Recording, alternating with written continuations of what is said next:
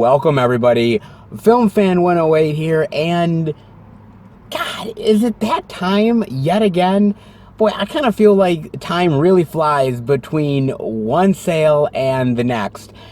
I think you guys know what I'm talking about. Yes, the dollar Blu-rays and DVDs are back in stock. All of the wonderful variety, the B-movie cheese, the Hollywood blockbusters, all of that wonderful, wonderful physical media goodness is back for $1. And I'm going to show off all the variety and all the unique selection that I possibly can, guys. And we are at our first Dollar Tree location. Oh boy, I can't wait to see what the sale has for us this time. We've been finding some really great stuff during this sale, and hopefully this time will be no exception. Let's head in, see what we can find.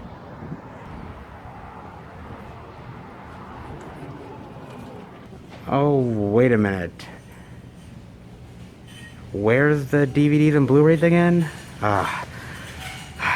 Don't tell me I missed out on it this time. Okay, so I'm not late. I didn't miss out on the movies, guys. Trust me. I wasn't gonna miss out on it. No, I'm actually here early, okay? The sale hasn't even started yet. And I think you guys know what that means. Yes, they're actually going to let me into the back room to see all of the stock that they have. They must be insane. Little loopy in the head. Doesn't matter. If they're letting me into the back room, I'm definitely taking advantage of it yet again. So, let's head to the back and see what goodies we can find. Oh, guess where we are, guys? We are in the inner sanctums of a Dollar Tree back room. Yes, we are back here yet again, guys. And what is waiting for me? Oh, look at this. The wonderful physical media is waiting for me. Look at this, guys. Oh, yes. The wonderful physical media. Woo! Not a bad stack they got going on here.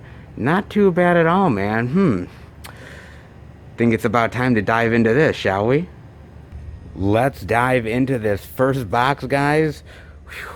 All this physical media goodness to check out, man. And the first thing I'm seeing is Wish Upon. All right, the Blu-ray DVD. I know we've seen this before at other Dollar Tree sales, and I gotta admit, man, this is actually a really good PG-13 horror film.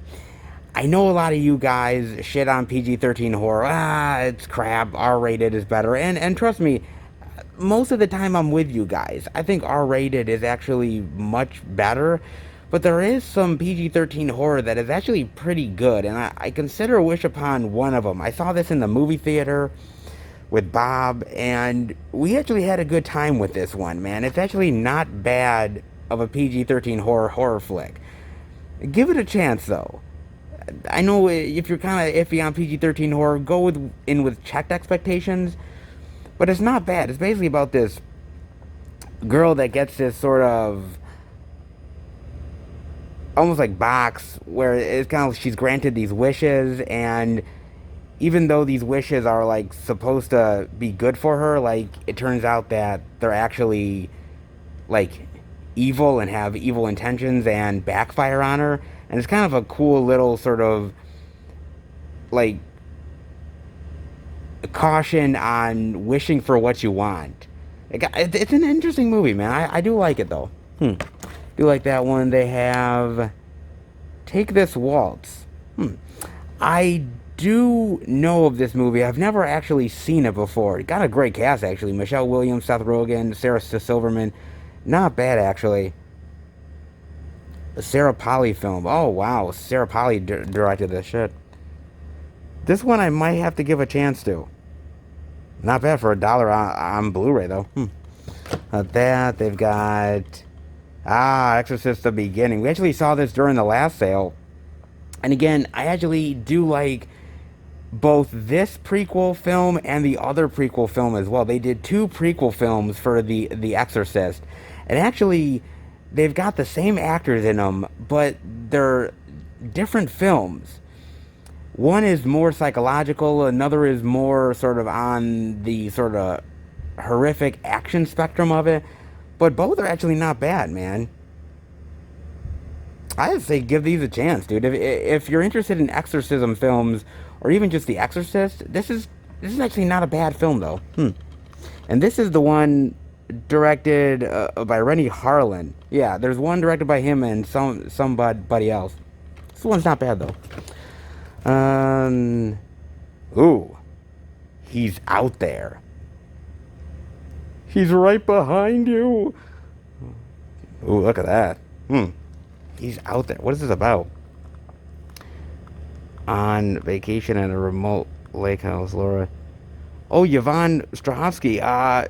She was on Chuck, wasn't she? Yeah, she was on Chuck. And her 2 young daughters fight to survive after falling into a terrifying and bizarre nightmare conceived by a psychopath.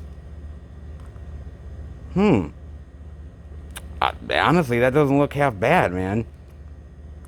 My friend Bob is a huge fan of Chuck, dude. He loves Chuck, and he always really loved Yvonne Strahovski. I never actually knew she did a horror flick like this. This actually one might be worth checking out. Gotta get that one a look. Also, The Fight Within. If God is for us, who can stand against us? Oh, interesting. All right. Oh, and wonderful Dove approved. Ah, very nice. Yeah, look at that sucker. Great. 5 doves, our highest rating. The Dove Foundation. Ooh, well, if it's 5 doves, you know it's got to be good, man, right? Interesting. Okay. All right, it's fine. A lot of these Dove approved ones are not really for me. It looks all right though. Nah, I'd probably pass on it. Of course, no sale is complete without a little RoboCop remake. Of course, I think I've said so much about this remake. I don't think I have to say any more, guys. All I'll say is that, as far as remakes go, this is on the shittier end of the spectrum. You know what I'm saying? I mean, it's not downright terrible, and it's got some good qualities to it, but why? Why did this even have to exist? It didn't. There's nothing about the original RoboCop that screamed like, oh my god, it's so bad, it needs to be remade. Like, it's still relevant to this day, so why? Sometimes I don't get that with the remakes. Like, why remake it if it's already good as it is? Like, remake the bad shit. You know what I'm saying? Like, it makes no fucking sense to me. It ain't that good. A blockbuster with brains. I don't know what the fuck they were watching. Shit. I also have... Oh, Hobo with a Shotgun. Great. Collector's edition and on Blu-ray, too. Nice. Nice. Now, I have seen this at the sale previously. I've seen it on DVD, but definitely not on Blu-ray. Great goddamn movie, man. This movie is so over the top and so ridiculous. Man, this movie really does have to be seen to be believed, and it really is the truth, guys. Rutger Hauer here, man, plays this sort of homeless, well, basically a hobo, and just getting revenge on these really, terrible, disgusting people. And the carnage in this thing, it literally says Carnival of Carnage, and they ain't lying, man. The blood, the gore, the action. I mean, this thing, I'm surprised this isn't a trauma movie, for Christ's sake, dude. I mean, it's so ridiculous and over the top.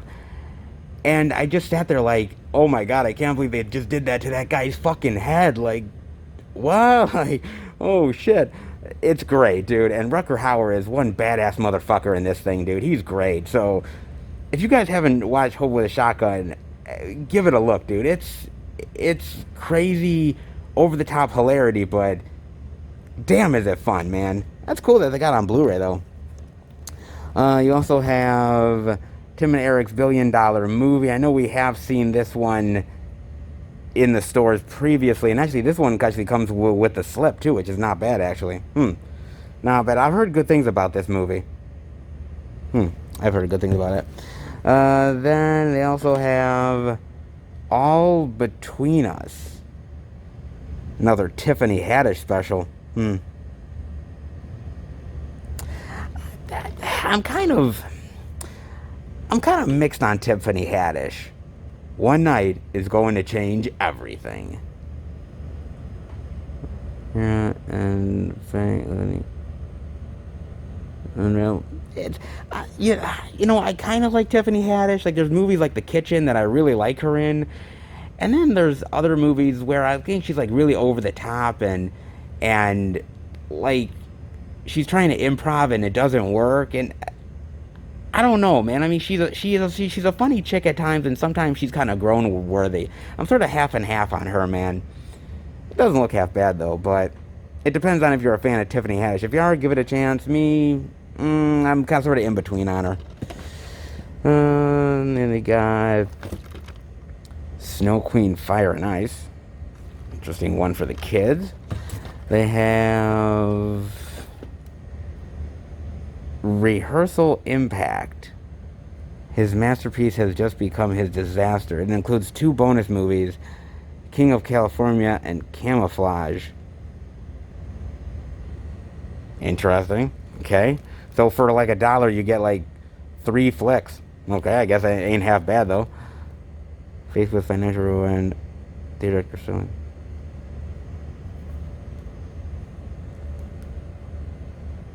Manic Depressive Charlie. Michael Douglas? Oh shit. And Leslie Nielsen is in Camouflage? Really? William Forsythe? Huh. I might have heard of King of California. I might have, but I certainly haven't heard of Camouflage, and nor have I heard of Rehearsal Impact. Honestly, doesn't look half bad. And just for like a curiosity watch for $1, 3 flicks, can't really go wrong. It's not actually a bad deal. And they have Inside. Well, that's one creepy motherfucker. Good Lord. Some women would kill for a baby. Ooh, look at that. Nice. Very nice. Oh, shit. Getting those scissors a bit close, are we? Sarah, a young mother-to-be, recently widowed in a shattering car crash. That's interesting. You want to know what this kind of reminds me of?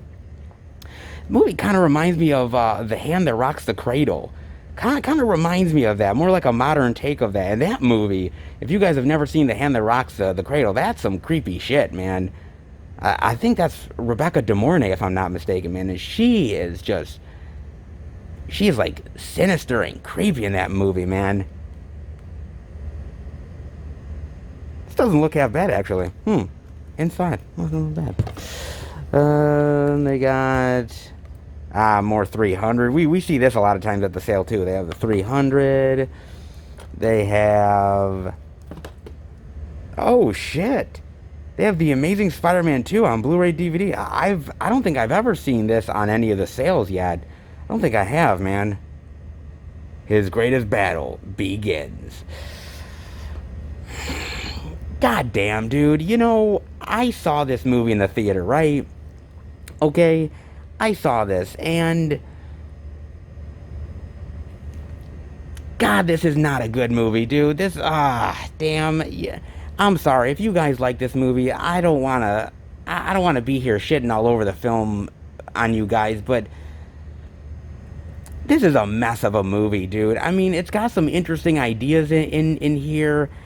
Some of them are not half bad, but like Electro here, I thought was not handled very well. I thought the Harry Osborn stuff was really chintzy, and I thought Dane DeHaan, see, the problem with Dane DeHaan, he went way over the top, and I thought like he just went really almost like cartoonish, and I'm like, he needed to pull that shit back a little bit.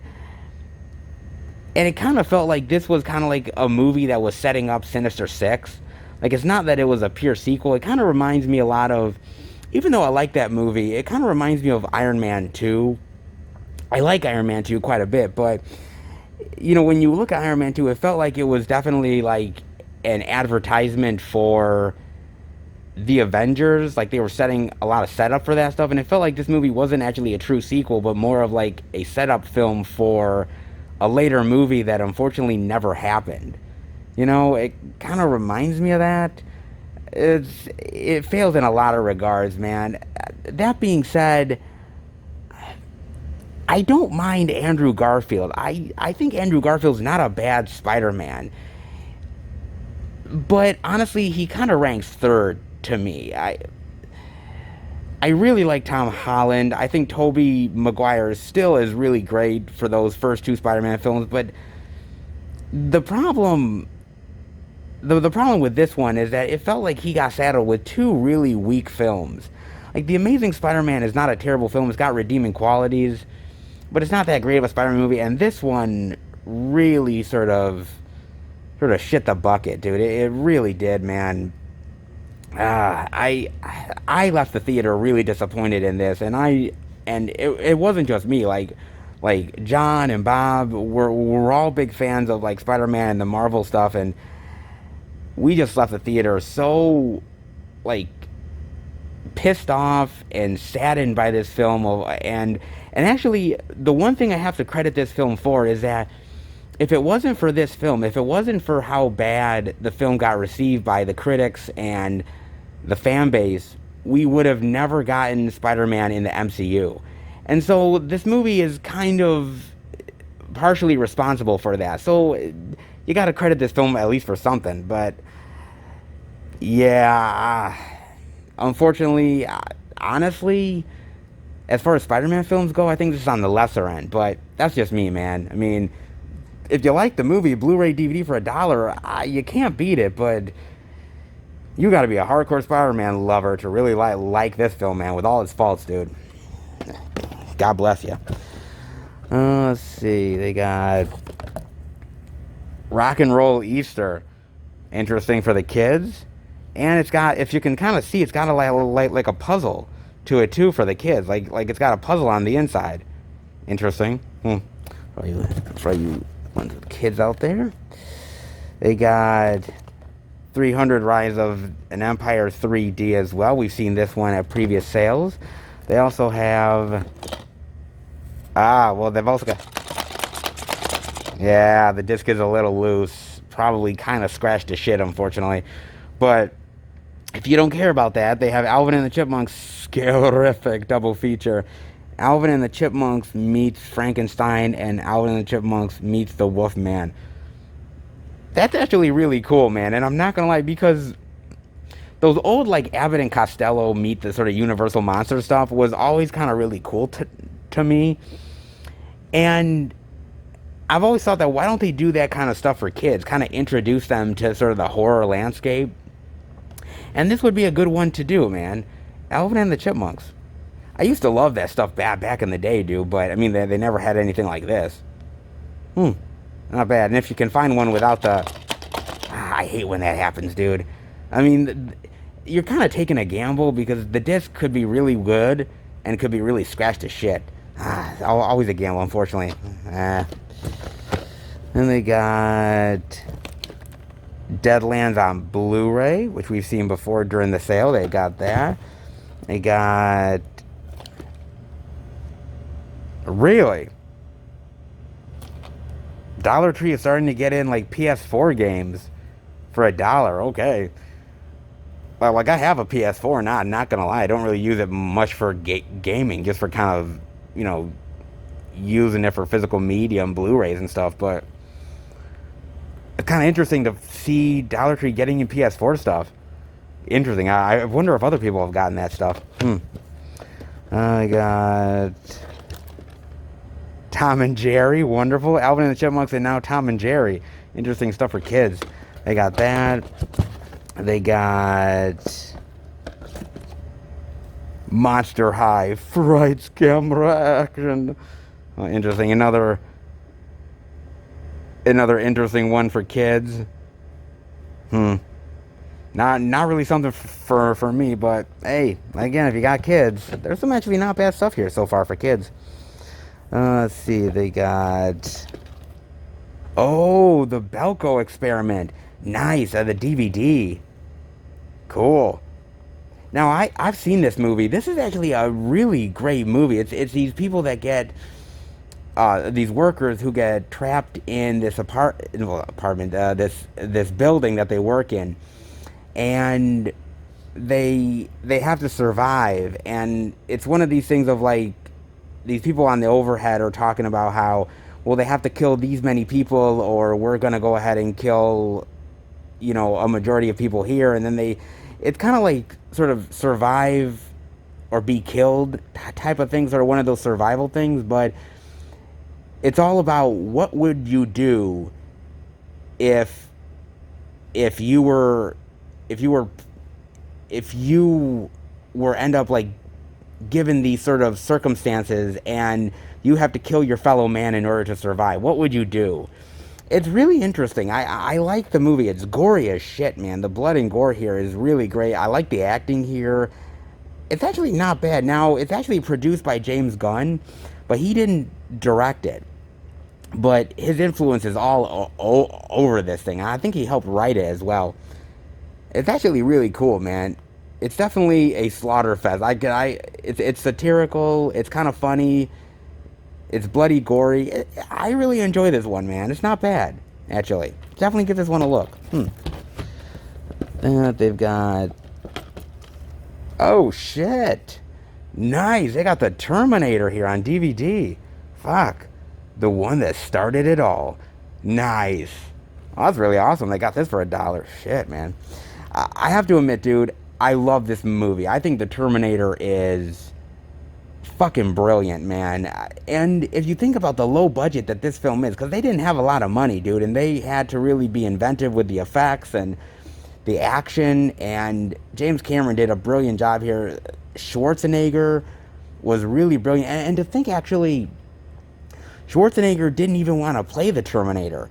He actually was suggesting people like O.J. Simpson to play the Terminator. And what weird shit would that have been if O.J. Simpson played the Terminator? He'd be hunting people down in a white Bronco and shit. Good lord, man. No, I think honestly Schwarzenegger was perfect for this role. But it was interesting because I've heard like stuff. He was talking to James Cameron. He wanted to play the Kyle Reese role, and no offense to Arnold, but no, I don't see him in the Kyle Reese role, man. But he was talking to James Cameron, and he was talking to him about the role, and he was saying, well, look, man, whoever you get to play the Terminator, he has to walk like a machine. He has to do his movements like a machine.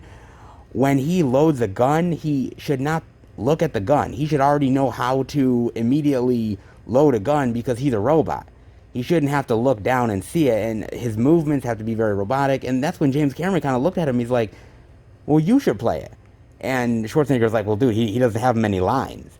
I want to have a lot of lines, like Kyle Reese. And that's when James Cameron was like, no, look, man, it's called the Terminator.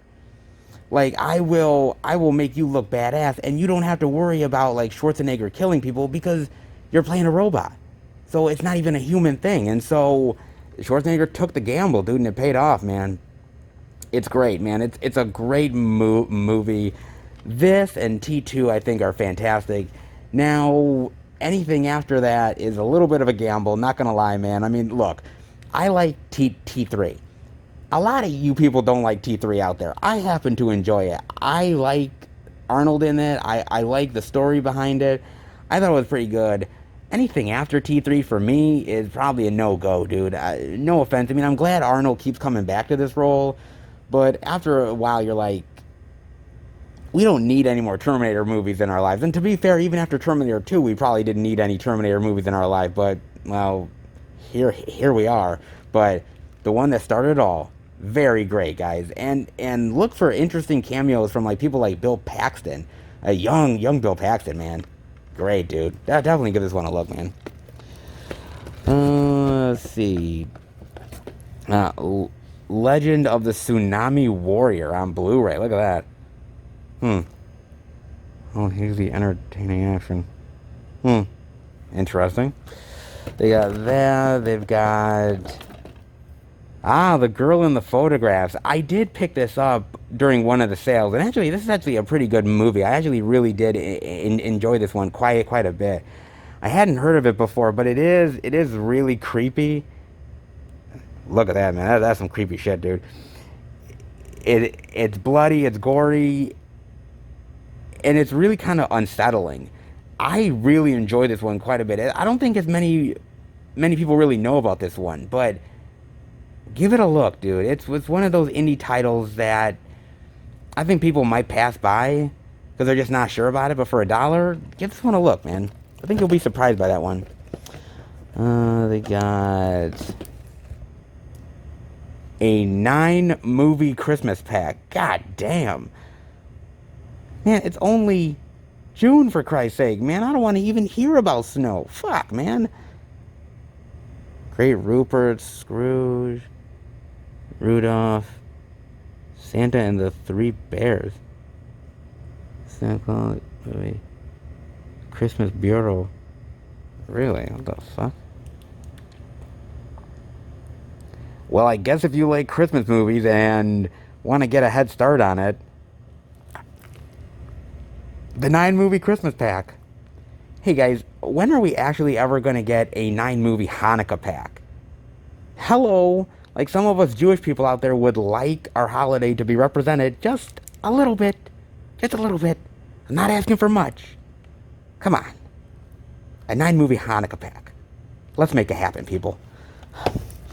Then we've also got, I believe, with God all things are possible. Ah, another one of those God and believing in God. Oh yeah, baby. Wilford Brimley. Nice. The diabetes guy. Yeah, wonderful. Well, I consider him more of like from The Thing, but people remember him from the diabetes stuff, or even that movie Cocoon, which is really great, man. 9-year-old Brian has a supernatural encounter with God. An adventure quest to find out more about what Christians believe. Interesting. Actually, that's not a bad synopsis. I'm not much for the Christian stuff. I got to admit, I'm not really. It's not really my sort of thing. And I'm not even saying that I hate it. I'm just like, you know what I'm saying? But this doesn't look half bad though. Into Jesus.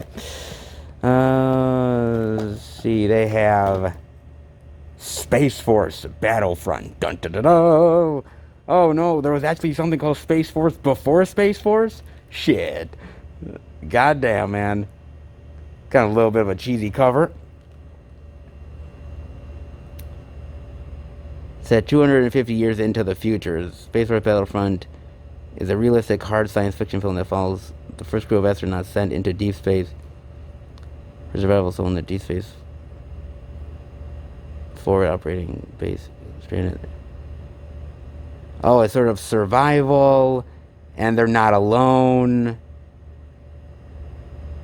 and they have to fight to survive. Space Force. Da da da da. You know, man, God loves science fiction. I love science fiction so much, man. But I gotta tell you, dude, there's so many science fiction films out there that honestly are real cheesy, dude. And it's not their fault. They just don't have the fucking budget to really, like, pull off a lot of this shit. They try. And Lord knows I like a lot of cheesy shit, man. But I sort of have my limits. You know what I mean, man? It's kind of interesting.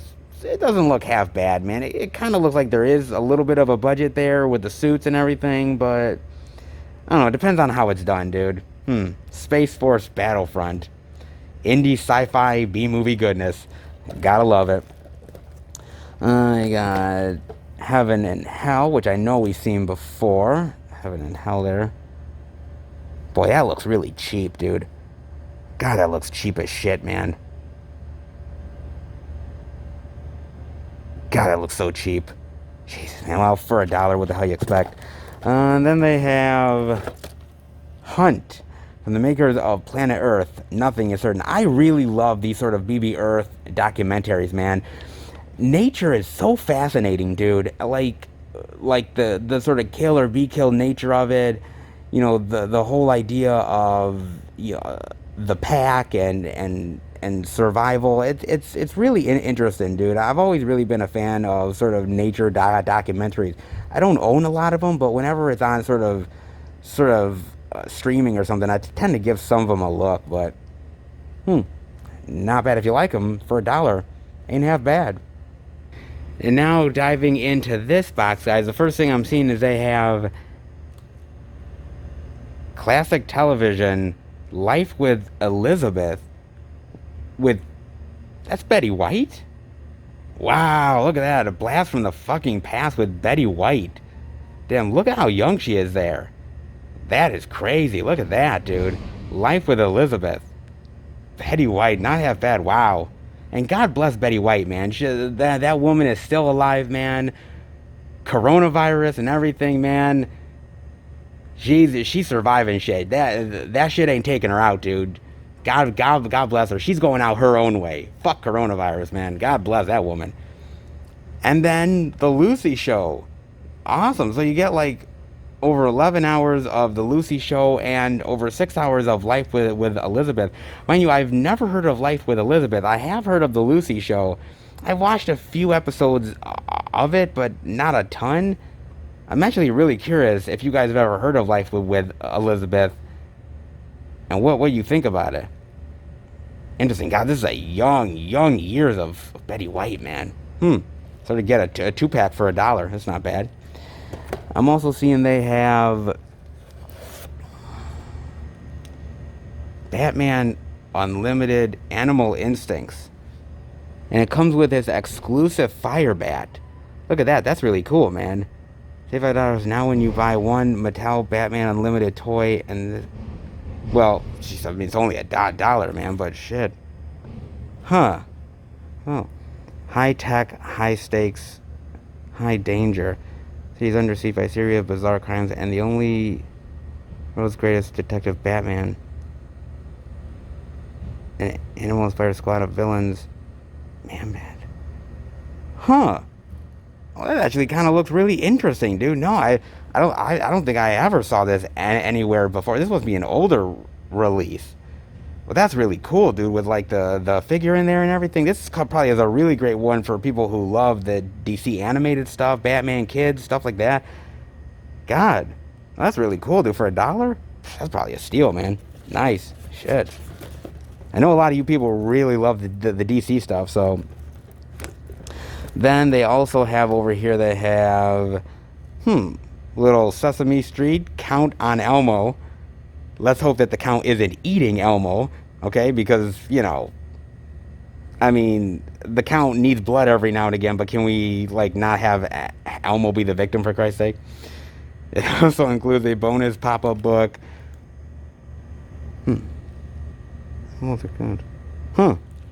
Interesting.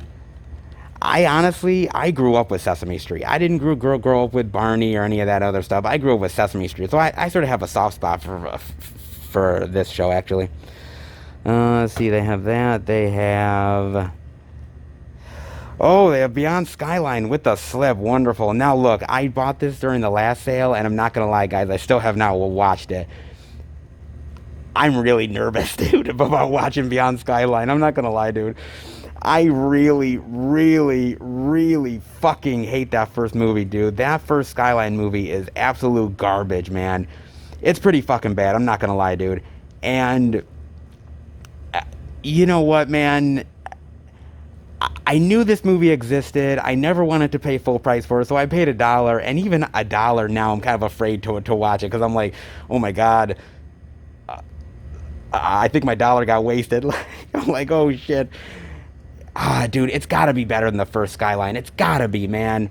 I mean, that first Skyline is so bad. I remember watching the movie theater with Bob, and we were so angry after we left that movie. We're like, this thing is so cheap, and it's got sort of the worst fucking effects. Like this thing got released in theaters?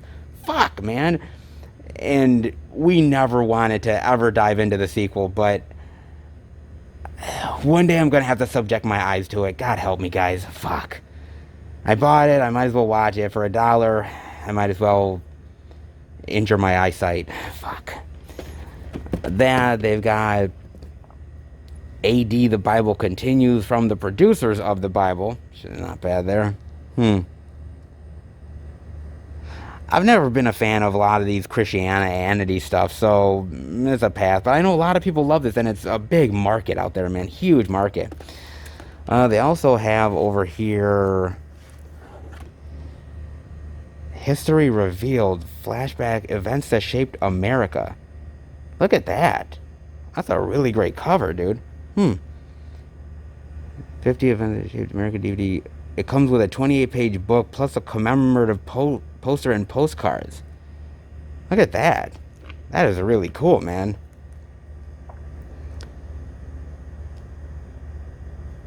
Wow, that's actually not bad, dude. No, I've never heard of this before.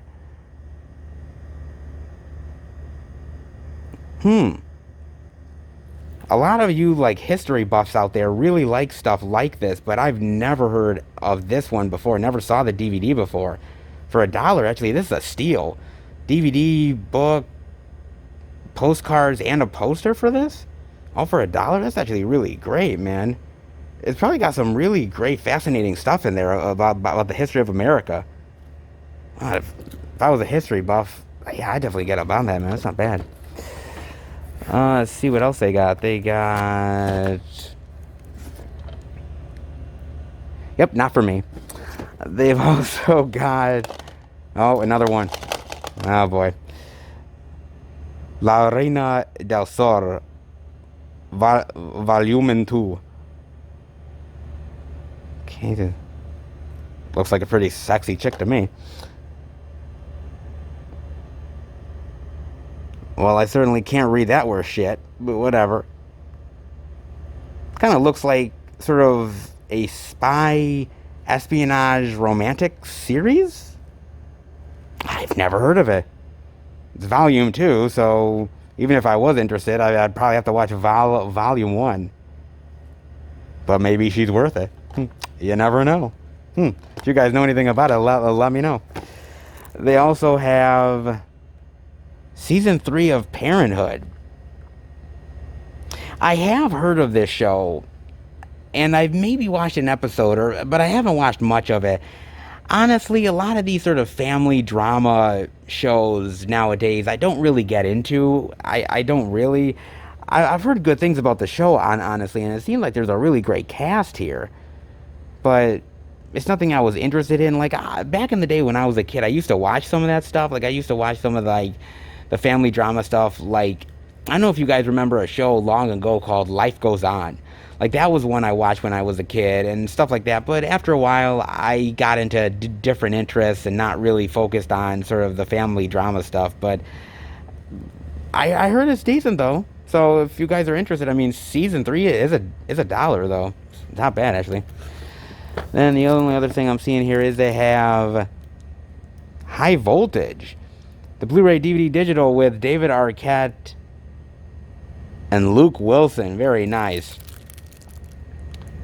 Revenge is worth dying for. Look at that. That's a really cool cover, actually. I kind of like that cover, man. Look at that with all the voltage going. High Voltage, an emerging rock band managed by industry vet Jimmy Clean.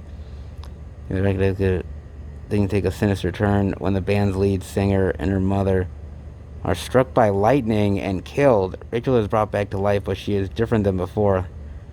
She uses her new strange electrical powers to drain the life from men. What? That is so weird. Really? So she turns into like a woman that like feeds on men's energy and uses it for her stage show. Fuck, man. I mean, I'm all for female empowerment, but shit, I mean, come on, man. Damn. Holy fuck, dude. God damn, man. High Voltage. It kind of looks interesting. I'm not going to lie. Like, I would kind of be interested in how this movie is, but damn, man. I mean, there's only a few women that I would ever have them, you know, suck the energy out of me, and I don't think this chick is gonna be one of them. Okay, man, that's interesting. High Voltage. Alrighty on that one. Not bad so far, guys. On to the next wonderful stack here, and it looks like we're seeing all the DVDs here. Let's dive into this with the Ottoman Lieutenant. Interesting, with Josh Hartnett, Ben Kingsley. Interesting. The most dangerous place to be is in love. Yeah, no shit. He's on the brink of the First World War. The Ottoman Lieutenant tells the story of a strong-willed American woman who frustrated by ongoing injustices at home.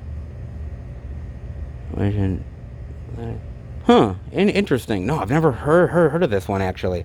It's kind of good. I do really like Ben Kingsley, and I really like Josh Hartnett. They're not really doing any more, like, huge, big-budget sort of movies anymore. They're doing a lot of, like, straight-to-DVD, like indie stuff, which is not bad. I mean, sometimes that's sometimes better than a lot of the Hollywood garbage that comes out, but it doesn't look half bad, man. Then they have Death Race 2050, Roger Corman's Death Race 2050. Very nice, and what a cover, man. What a great fucking cover. I love that thing, man. I know we've seen this at the Dollar Tree before, man, and I gotta admit, man, Roger Corman, dude, God bless his heart, dude. He low budget, dude. He's all about the low budget stuff, man. But, you know, he gets a lot of great stuff out of his low budgets and some weird, wacky shit that he's done, man. This kind of looks like another one of those weird, crazy fucking event movies. And I've seen some of the Death Race films, but I haven't seen all of them. I mean, some of them I like better than others. Like, some of that newer stuff I actually don't mind, but Death Race 2050. You'll definitely know what you're expecting when it's Roger Corman, that's for sure.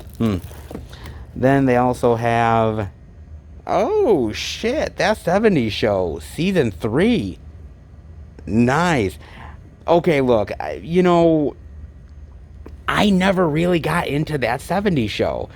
I never really did. And you know, a lot of people love That 70s Show, and I get it, dude. It's got some great actors in it. There's some really funny moments in there. I've watched quite a few episodes, but I never really loved it like I wanted to.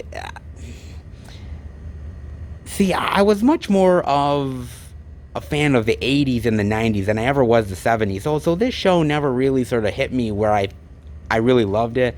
I appreciate the 70s, but a lot of the comedy I didn't really sort of love or embrace, man. I really didn't. Again, it's not a bad show. It's actually pretty funny. It's got some great moments to it. It's definitely a memorable show, and I can see all the love that it gets, but I just never really got into it, man. I never did. Very psychedelic and trippy. Well, the 70s. What the hell can you expect? Then they have Flyboys. Nice. Very, very nice. Inspired by a true story from the producer of Independence Day and The Patriot. Very nice, man. One of those sort of, you know, World War movies, man. You know, like I said before to you guys in previous videos, I like World War movies. I like sort of these sort of dogfight stuff. Flyboys isn't bad, though, man, but it wasn't exactly memorable either. It's decent, though. It's decent, though. I didn't mind it. Then they have Evil Spirits. 5 movies.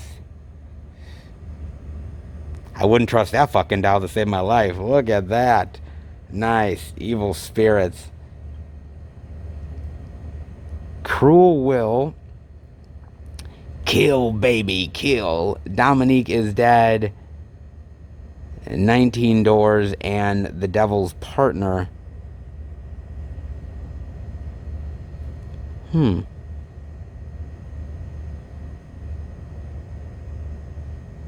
Dominique is Dead has Cliff Robertson and the wealthy wife Gene Simmons. Nice. If you like a little like evil in your life and say satanic cult like evil beings, then watch Evil Spirits. Five movies for a dollar. Can't beat a little evil in your life for a dollar. Not half bad. Then, oh geez, nice Smurfs, very nice. Some more Smurf love. Good lord, man. I used to watch Smurfs back in the day when I was a kid, so I kind of get the love for Smurfs. But the Smurfs aren't really popular anymore. At least I don't think they are. Is there like a new show, like animated show for the Smurfs or something? Because I don't believe there actually is. I don't think there is though. But Smurfs is not bad though. Then they have The Secret Life of Cats and Dogs. What do you really know about your pet? Okay. I know they've done like animated stuff like this, like The Secret Life of Pets and stuff like that, which are not actually bad films.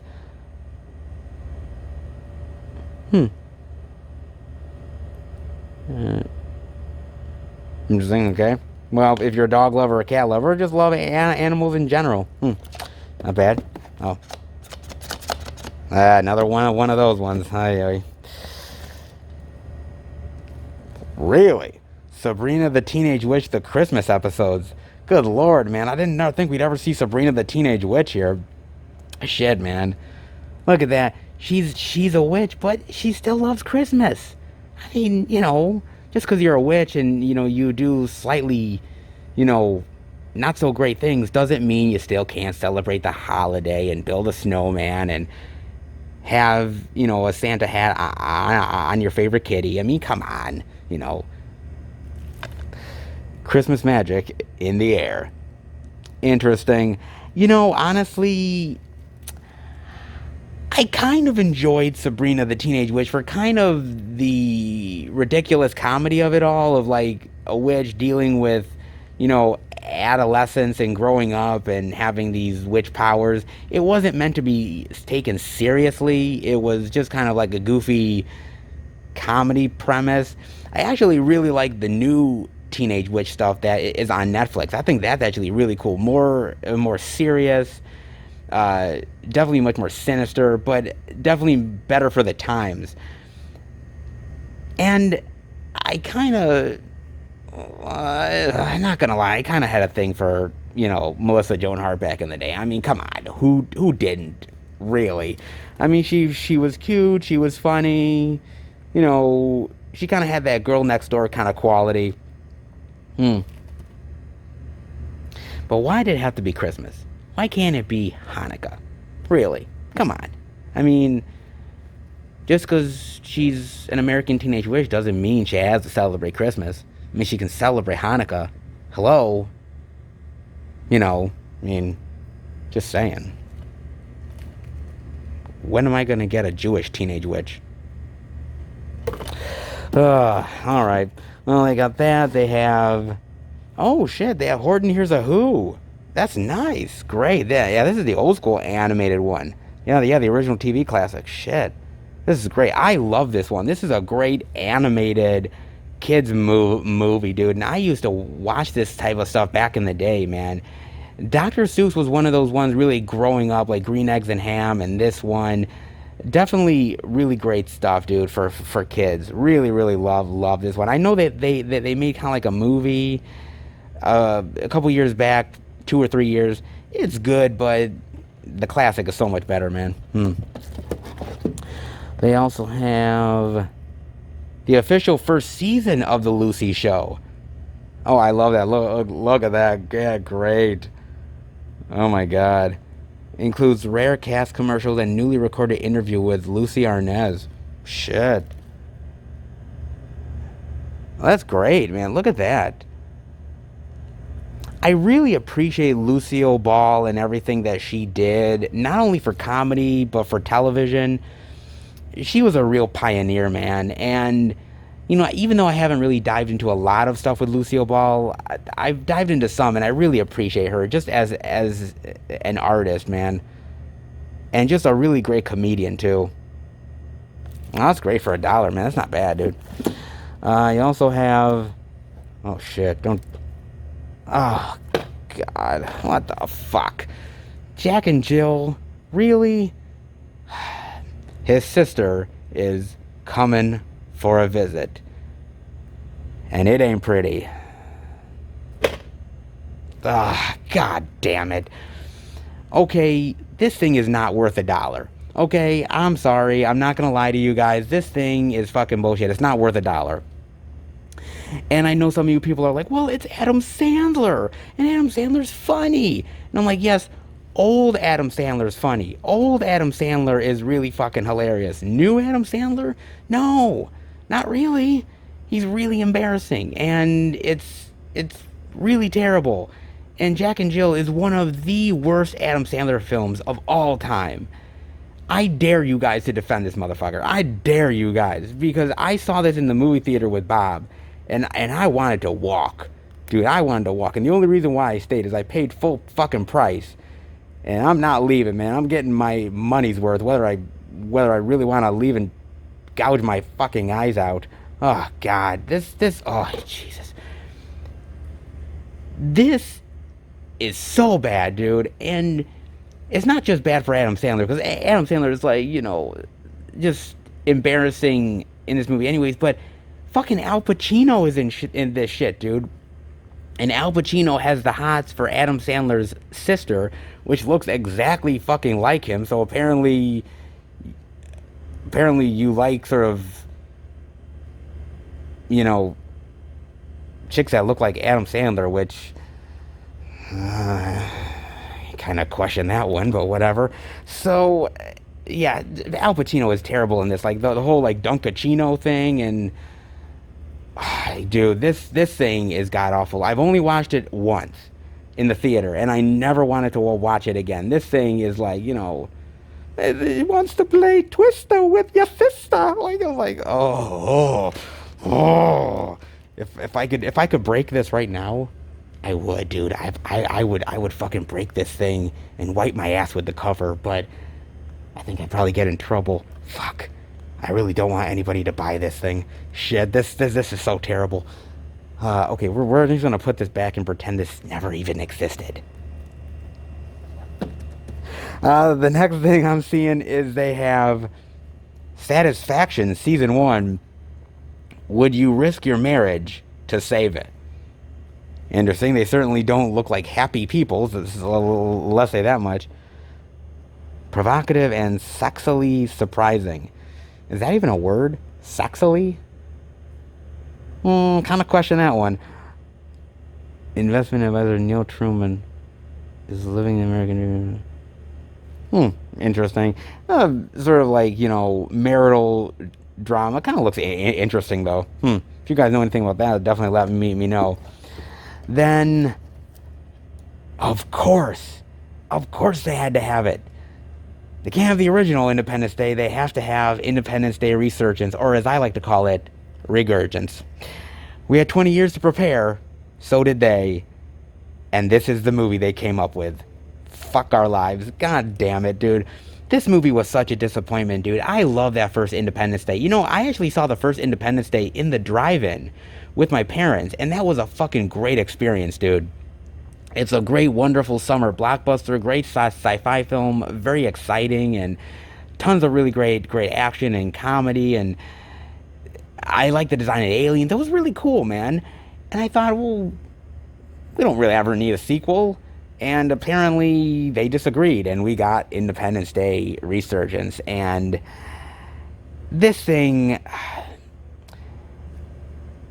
I mean, it was great to see Jeff Goldblum back. It was great to see Bill Pullman again here and some of the other people, but this is such a weak movie, man. It's not really good sci-fi. It takes the ideas from the first movie and just kind of half-asses them.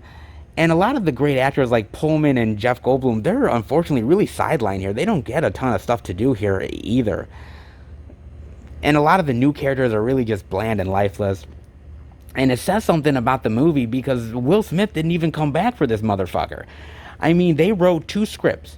One with Will Smith in it and one without him. And just in case he decided not to do it. And you know what? Good thing for Will Smith, dude. I can't always agree with some of Will Smith's choices, but he did a good thing staying away from this turd bag, dude. This thing is terrible, man. God. And I know they kind of want to do a third film. Like Roland Emmerich keeps on saying, well, I would love to do the third movie. I know this is now owned, I believe, by Disney. And Disney, I'm imploring you.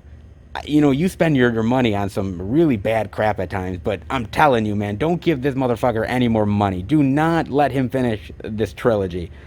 Keep him far, far away from your wallet, okay? Whew, yeah, this... Oh, boy. Then they got... Oh, they got My Boy Jack from BBC, which I know we have definitely seen at the previous Dollar Trees before. Love Daniel Radcliffe. They also have Sisters. Well, okay, unrated with Tina Fey and Amy Poehler. I remember this movie coming out, but I never honestly was interested in it. And the reason why... I'm not a big fan of Tina Fey and Amy Poehler. I'm slightly more of a fan of Tina Fey than I am of Amy. I never really found them all that funny. I never really found them hilarious on SNL, and I kind of think some of the comedy they do is more like slapstick comedy, especially in Sisters. It kind of feels kind of a waste of everybody's talent. At least the trailer did, and so I never really got interested in ever watching it.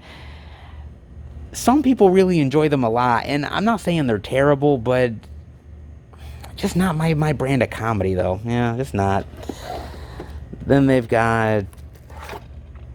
Oh, shit, they got Pride, Prejudice, and Zombies. Oh, fuck, man.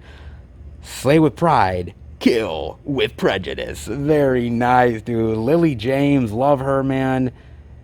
Lena Headey, Matt Smith, great. I saw this in the movie theater. I think I saw this with Bob, if I'm not mistaken.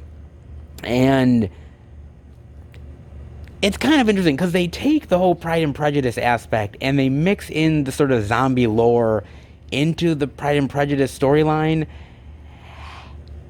And it kind of works and it kind of doesn't. I'm not going to lie. Like some of the action is cool here. I like some of the sort of like cheesy romance stuff going on with the zombie stuff, but the zombie stuff isn't really that clever either. It's not really all that bloody or gory either. It says it's a bloody good blast of a zombie fun, but I'm like, I don't know what film they were watching. It's decent, but it's kind of one of those films where zombies were really popular and they were like, oh, well what else are we gonna do? Oh, Pride and Prejudice and Zombies. Oh, okay.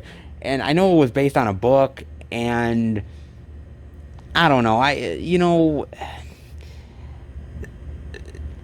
Some of these sort of zombie films that they did when the zombie genre is really, really popular, they just want to cash in. And this kind of feels like one of those movies that is trying to cash in.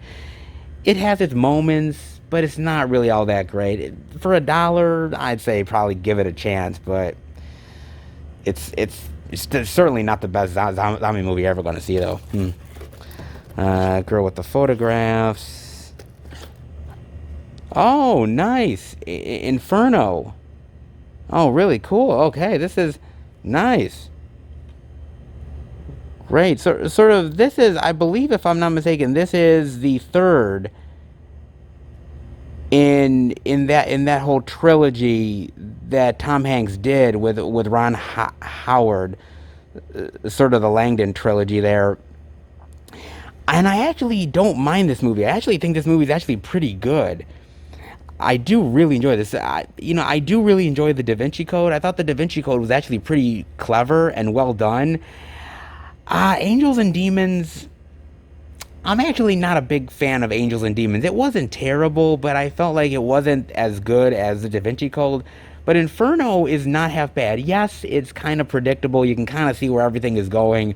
Of course they're going to save the day. It's inevitable. But overall, though, I thought Tom Hanks was really good here. I thought Felicity Jones is pretty decent here as well. I actually did enjoy the movie. There is a couple of twists and turns that you don't see coming. Honestly, if I was going to rank the trilogy, I would say the Da Vinci Code first, Inferno second, and Angels and Demons third. It's pretty good. I like Tom Hanks in these movies. I can definitely see them remaking these in the future, though. But they're not bad, though, man. I'm actually so surprised they have this, though. Wow, that's interesting.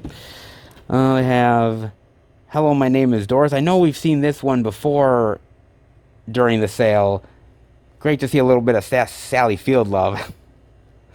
It's you know, I like Sally Field. You know, Sally Field, unfortunately, and it's the same thing with a lot of these actresses when they get older. When they get older, unfortunately, I feel like they don't get a lot of like chances in Hollywood. And so I remember her from back in the day, some really great movies that she was a part of. And over years, like, you know, you'll see her in like Mrs. Doubtfire and stuff like that, Smokey and the Bandit. You know, some really great stuff from back in the day. And as she got older, she got less and less opportunities, which really sucks, man, because she's a great actress. But, Sally Field love. Then they have Resident Evil Vendetta. They have the, think this is the animated flick, isn't it?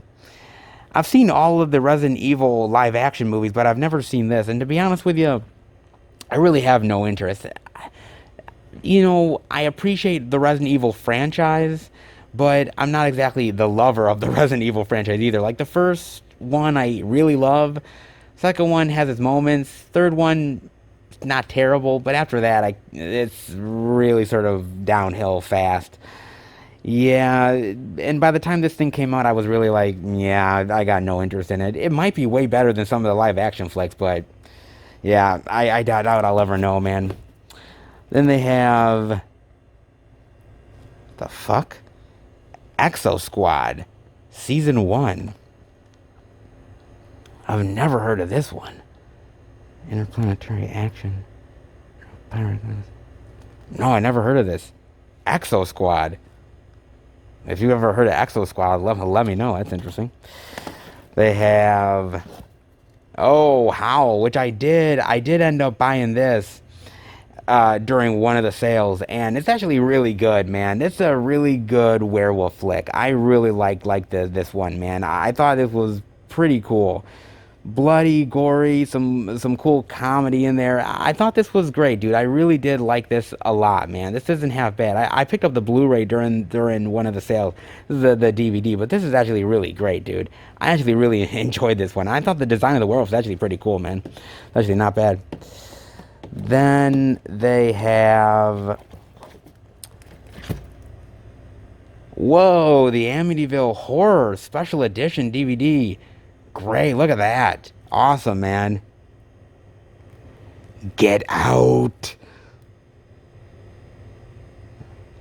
Now, this is actually the remake with Ryan Reynolds, which isn't terrible. Ryan Reynolds was pretty decent in it. Melissa George is pretty good as well. I prefer the original with James Brolin and Margot Kidder. I appreciate that one more. I don't know. I sort of like the old school sort of 70s horror of that original. This is not bad. It's obviously more updated, and you know, Ryan Reynolds goes a little bit more crazy. It's not a bad movie, but as far as remakes go, it's on sort of, I would say, honestly, the middle ground. It was sort of during that really big sort of like remake craze that was going on, and you know, why not make one? But I think the original is far superior. But actually, not bad to see this for $1 though. Then they have, they have the Hollow Child. Look at that. Something is different about Olivia. Yeah, no shit. Look at that. Good lord, man. Whoa. Highly intelligent and malicious creatures known as the Hollow Ones live in the woods and entice children with their hypnotic folklore music. Oh. That's not bad, actually. That's an interesting synopsis, man. Not gonna lie, dude. And the cover, I was like, whoa, dude. Honestly, I was kind of expecting this was gonna look kind of half-assed, but it kind of looks actually kind of intriguing to me. Little kids in the woods with these weird creatures. I would give this one a look, dude. That's actually not bad, man. They got Justice League. There you go. Trapped in Time. Nice. Another one of these DC animated movies. You know, honestly, man, I've been starting to watch some of the DC animated stuff, and man, what great like animated movies they have, dude. DC is probably the best that does it. Obviously, God, I've got a long way to go, dude. There's so many films to sort of check out, and I got a long time to sort of dive into stuff, but I've liked what I've seen so far, man. Not bad. They've got more Sesame Street. Preschool is cool. Making friends. Very nice. I like that. They've got Dr. Foster, which I know we've seen before during another sale. Not bad. They got that. They've got Chuck Norris with Lone Wolf McQuade, Missing in Action, Code of Silence, and the Delta Force. Now, we saw this during the last sale, and you want to know what's interesting? At one of the Walmarts that I go to do the out and about, I actually saw the same like 4-pack, and I think it was like $10 or something. And I'm like, holy shit! Like I saw that at the Dollar Tree for like $1, man. Like holy shit, dude! Like what the hell? Honestly, Chuck Norris is a living legend. He's great, dude. I can't say I love all of his movies, but this is a really great pack because the Delta Force is awesome. Missing in Action is really cool. Lone Wolf McQuade is a really great action flick. Code of Silence I never saw, but honestly, for a great 4-pack for $1, yeah, that can't be beat, dude. Then they got Fathers and Daughters. She was his everything. He was her reason to carry on. Russell Crowe, Amanda Seyfried, Aaron Paul, Diane Kruger, Octavia Spencer. Shit. Nice cast on this one. Fuck. An A-list guilty pleasure. Fathers and Daughters in a love story between a father and daughter living years. 25 years apart. Interesting. No, I've never heard of this one before. It doesn't look that bad. And then they have the best of I Love Lucy. 14 hilarious episodes. Very nice. God, we're seeing a lot of like Lucy love here this time around at the Dollar Tree. So weird, man. Interesting. Nice to see a hell of a lot of love for Lucy. On to the next wonderful stack of movies, guys, and we are seeing A Little Christmas Magic. God, we're seeing a lot of Christmas stuff this time around. Damn, man. 9 bonus holiday features as well. Some interesting stuff for the kiddies. Interesting there. They have Dark Was the Night. Look at this. DVD digital with Marissa Tomei, Timothy Olyphant, Charlie Plummer. I swear I've heard of this one. I swear I did, but I don't think I ever actually saw this one. There's an unwritten rule in families that no two people can go crazy at the same time. Well, that is certainly not a rule that everybody lives by. That's for damn sure. So Margaret has always been in control of her life.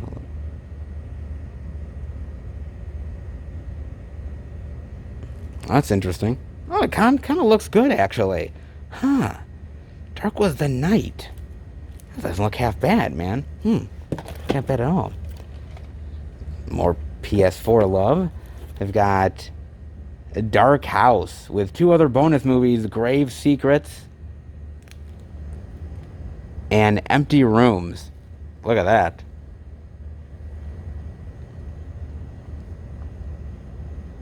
Doesn't look half bad. So some more horror there for $1. Stargate Atlantis fans' choice. I know we have definitely seen this one before. I love Stargate Atlantis, dude. I do, man. Stargate Atlantis.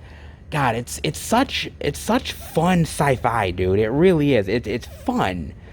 Like, it's got some great themes to it. I like the effects. I like sort of the sci-fi aspect to it. This and Stargate SG-1, I've always loved, dude. I always have, man. That's some really great stuff, dude.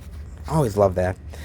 They have, of course, more RoboCop. They have UFO. Sightings are never a coincidence. The cover-up ends here. With Gillian Anderson and David Strathairn. Very interesting. Now, my girlfriend loves Gillian Anderson, and the reason why she loves her, of course, is from the X-Files, but are we alone in the universe? Well, I doubt that.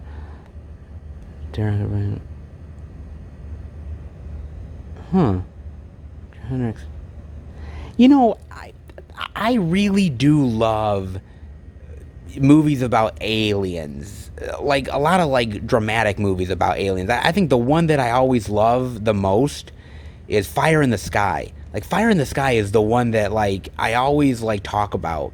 Because I love that movie so goddamn much. And that's a movie that I think really deserves, like a special edition Blu-ray release.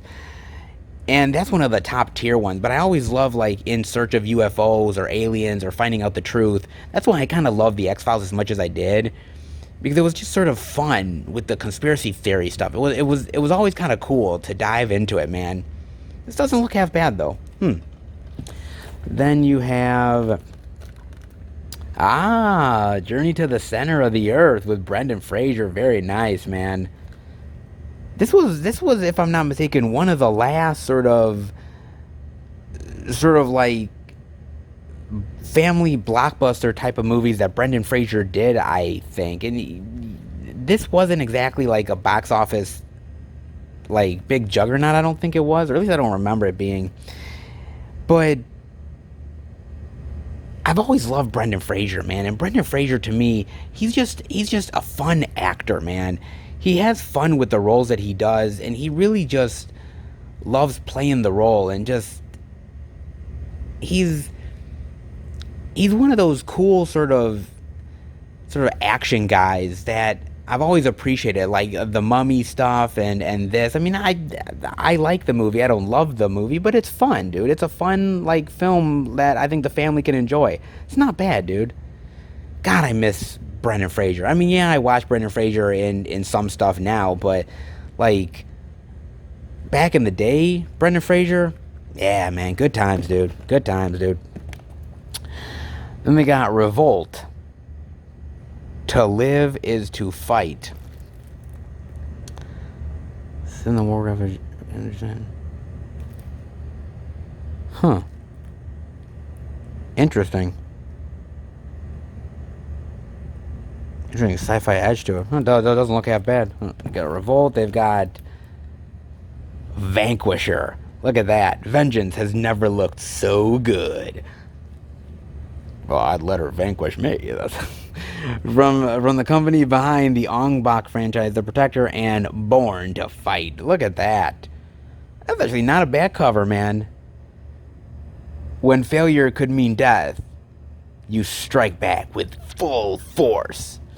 Starring explosive martial arts star Savita Seban, operating under the codename Gunja, female special ops agent. Okay, this doesn't look half bad, man. I gotta say, some of these sort of martial arts, kick-ass type of films, some of them don't look that great to me, and it kind of feels like they're kind of like maybe trying too hard, I would say. This might be one of them, but it kind of looks kind of fun and kick-ass and a little badass, man. Not bad, dude. For $1? That's actually not bad, dude. Then they've got, The Judge. The Blu-ray DVD digital with Robert Downey Jr. and Robert Duvall with the slip. Not bad, man. Now, I love me some Downey, dude. I love Downey. And Duvall. Dude, Duvall's fucking classic, man. But this movie, can't say I really love The Judge, man. The Judge is a decent film. It's not terrible. But honestly, I wasn't a huge fan of the movie. I think it's a little overly dramatic. I don't think it's a terribly exciting film. Robert Downey was kind of... He felt like he was like trying too hard and forcing it a little bit. And it's kind of a shame because this movie bombed at the box office. And it's so interesting sort of post-Marvel what Downey is going to do. Like, I see things like Doolittle, and I'm like, Doolittle's not terrible. I actually kind of enjoyed it a little bit. But The Judge and Doolittle, and I'm thinking to myself, I'd like to see Downey try a little bit harder. I'd like to see him go back to the days when he was doing something like Chaplin or Less Than Zero and doing some really hard-hitting stuff, man. I mean, it's so tough after playing Tony Stark for so long.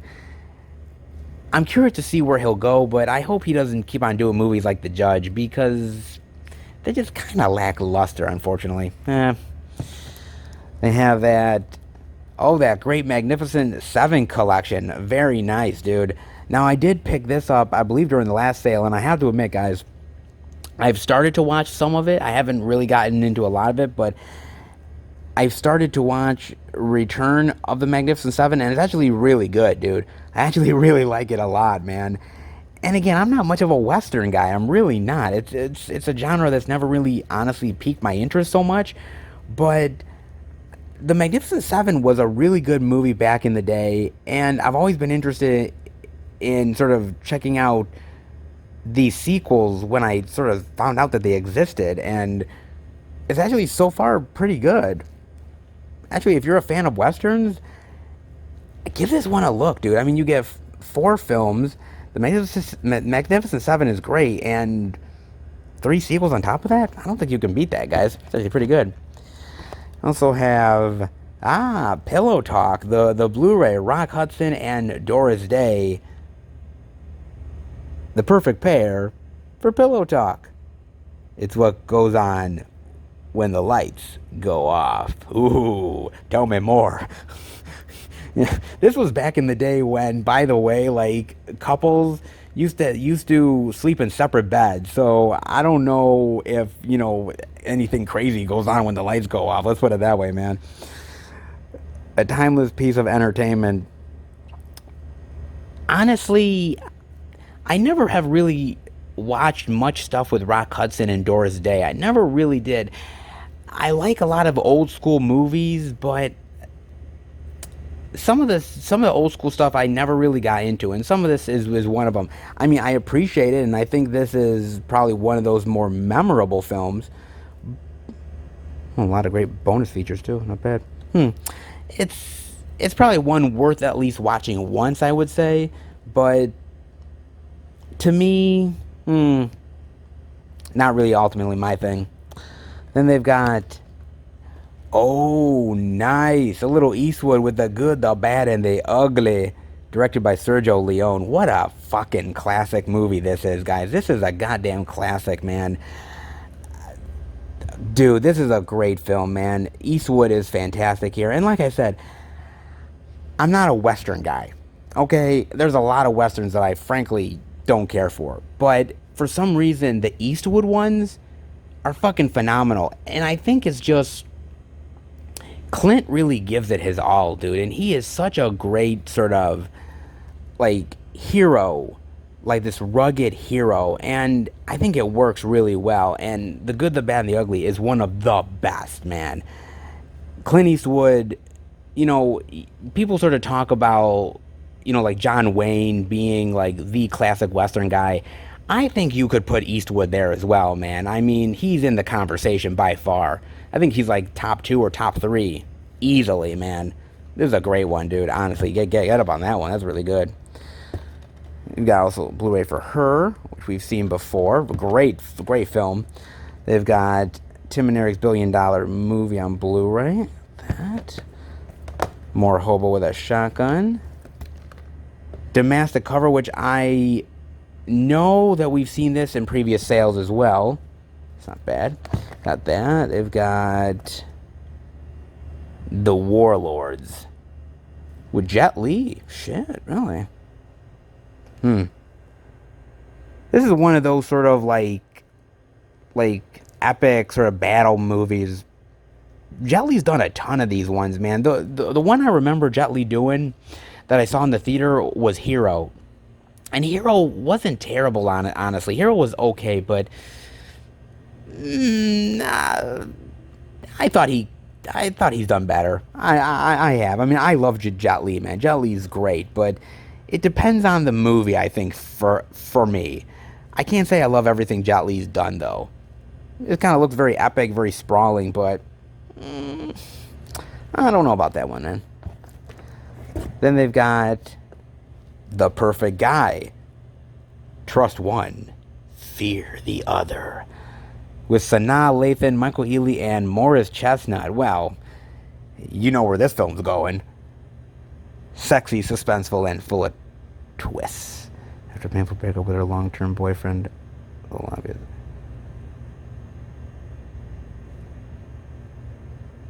just goes to show you guys, do not jump in bed with the first charming stranger you find, because you never know what kind of fucking psycho he is. Jesus Christ. I've seen so many of these type of movies. It's lust and it's obsession, and you know, the woman gets stalked, and you know, she has to be the one to take out the bad guy and prove that she's a really strong woman. Jennifer Lopez has done a lot of this shit, man.